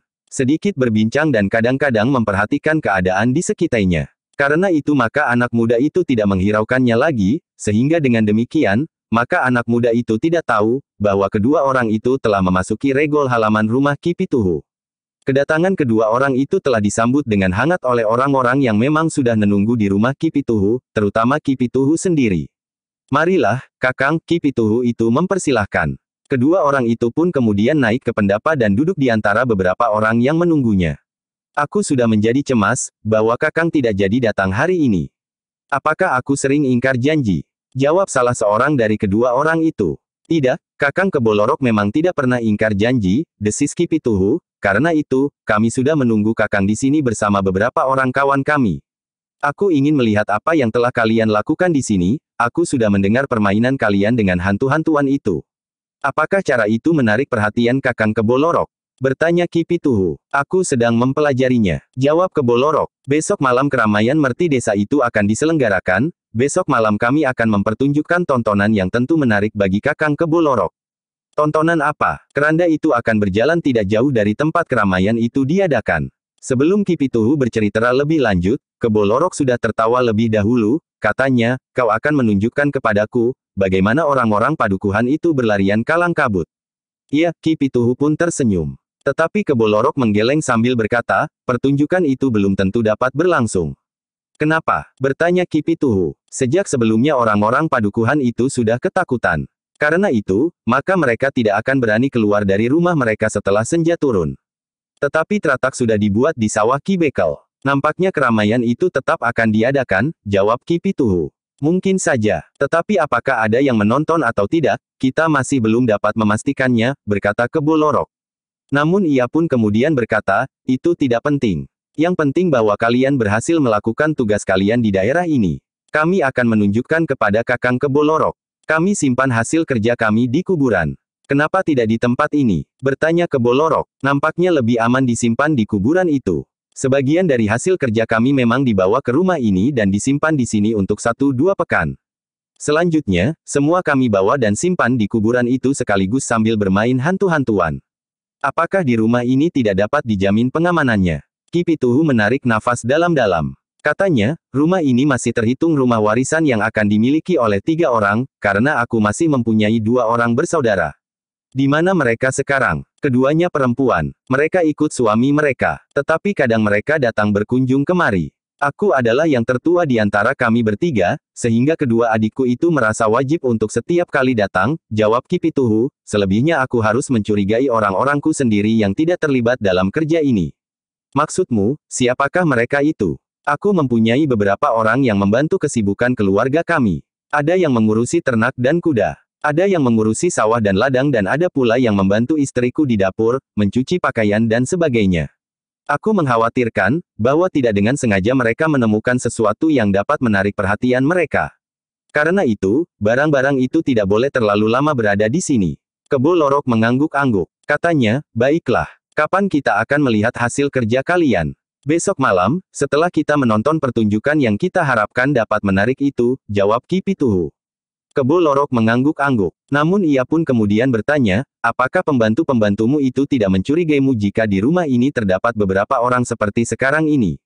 Tidak. Menurut pengertian mereka, aku adalah seorang saudagar perhiasan, permata dan wesi aji, sehingga dengan demikian maka mereka tidak pernah menaruh perhatian terhadap tamu-tamuku yang mereka anggap kawan berdagang atau bahkan pembantu-pembantuku dalam perdagangan ini. Kebo Lorok mengangguk-angguk. Sebenarnya lah orang-orang yang bekerja di rumah Ki Pituhu sama sekali tidak menghiraukan apa saja yang pernah dilakukan oleh Ki Pituhu. Meskipun ada di antara mereka yang sekali-sekali diganggu oleh pertanyaan dari mana datangnya kekayaan Ki Pituhu, namun mereka berusaha untuk melupakannya. Mereka memang mencoba untuk meyakini bahwa Ki Pituhu adalah seorang saudagar perhiasan, permata dan wesi aji, meskipun Ki Pituhu nampaknya tidak benar-benar sibuk dengan kerja itu. Mereka juga tidak menghiraukan apakah banyak orang yang berdatangan di rumah Ki Pituhu. Yang penting mereka bekerja di rumah itu dengan upah yang memadai.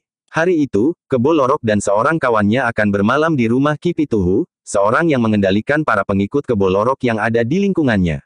Namun yang oleh tetangga-tetangganya dianggap seorang yang baik, dermawan dan rendah hati. Menjelang malam, Kebo Lorok dan kawannya bersama Ki Pituhu sempat melihat persiapan keramaian merti desa yang akan diselenggarakan esok malam. Nampaknya mereka bersungguh-sungguh, berkata Kebo Lorok. Tayub, sahut Ki Pituhu, dengan menyelenggarakan tari Tayub sebagai pernyataan terima kasih atas keberhasilan panen mereka kepada Dewi Padi, mereka berharap bahwa pada kesempatan lain, panen mereka akan semakin baik. Kebo Lorok itu mengangguk-angguk. Tetapi sebenarnya lah bahwa ia merasa heran, kenapa orang-orang padukuhan itu masih juga berani menyelenggarakan keramaian jika untuk beberapa lama selalu dibayangi ketakutan karena hantu keranda itu. Hampir di luar sadarnya ia berkata, ternyata hantu-hantuan kalian tidak berhasil menakut-nakuti orang padukuhan itu. Selama ini padukuhan itu menjadi sepi, Kakang. Bukan hanya padukuhan itu, tetapi beberapa padukuhan yang lain. Aku tidak tahu, apakah demikian kuatnya dorongan naluri mereka untuk menyelenggarakan keramaian itu sehingga mengatasi perasaan takut mereka. Tetapi besok kita akan membuktikan, bahwa mereka akan menjadi ketakutan. Kebo Lorok mengangguk-angguk. Sebenarnya lah bahwa baginya tidak menjadi terlalu penting, apakah mereka menjadi ketakutan atau tidak. Yang menjadi perhatian utamanya adalah justru keberhasilan kerja para pengikutnya di lingkungan itu. Karena itu, maka Kebo Lorok pun tidak memperhatikan persiapan keramaian itu lebih lama lagi. Ia menjadi tertarik untuk melihat-lihat padukuhan-padukuhan yang lain di sekitarnya. Lewat tengah malam, mereka telah berada di rumah Ki Pituhu kembali. Kebo Lorok dan kawannya yang sudah merasa letih itu pun segera dipersilahkan beristirahat. Di hari berikutnya, mereka lebih banyak berada di rumah. Duduk-duduk sambil berbincang. Bersama beberapa orang pengikutnya yang hari itu ada di rumah Ki Pituhu, mereka tengah merencanakan niat Kebo Lorok untuk melihat harta benda yang disembunyikan di kuburan. Aku tidak akan mengganggu milik kalian selain yang memang sudah kalian siapkan untuk kalian berikan kepadaku. Yang lain itu hak kalian, berkata Kebo Lorok. Ki Pituhu mengangguk-angguk. Katanya, kita sudah memisahkan yang terbaik yang akan kami serahkan kepadamu, Kakang. Aku juga tidak akan menyebutkan, apa yang aku inginkan dari barang-barang yang kalian simpan itu. Terserahlah kepada kalian berkata Kebo Lorok itu pula. Setelah kita bermain-main dengan hantu-hantuan itu, kita akan ke kuburan. Persetan dengan keramaian itu, desis Kebo Lorok. Ki Pituhu mengerutkan dahinya tetapi ia tidak menjawab. Permainan yang akan menjadi salah satu tontonan yang menarik itu ternyata tidak dianggap penting oleh Kebo Lorok. Tetapi ia akan senang melihatnya, berkata Ki Pituhu di dalam hatinya. Dalam pada itu, dua orang pengikut Kebo Lorok telah memberitahukan, bahwa gamelan telah diletakkan di bawah teratak yang dibuat di tengah sawah itu. Mereka tidak lagi merasa ragu, bahwa keramaian itu akan berlangsung siang hari. Keramaian itu tentu akan diselenggarakan seperti biasanya, di malam hari, berkata salah seorang dari keduanya. Ki Pituhu tersenyum. Katanya, aku sedikit curiga, bahwa untuk mengatasi rasa takut mereka akan menyelenggarakan keramaian di siang hari. Tetapi tayub dan upacara terima kasih itu biasanya memang dilakukan di malam hari. Pada saat kegelapan menyelimuti bulak sawah yang luas itu, karena kegelapan merupakan bagian dari upacara itu sendiri, berkata saja seorang dari antara mereka. Kebo Lorok hanya mengangguk-angguk saja. Tetapi ia tidak menanggapinya. Demikianlah, semakin rendah matahari, maka di sekitar tempat keramaian itu memang menjadi semakin banyak dikunjungi orang. Bersambung ke jilid 2.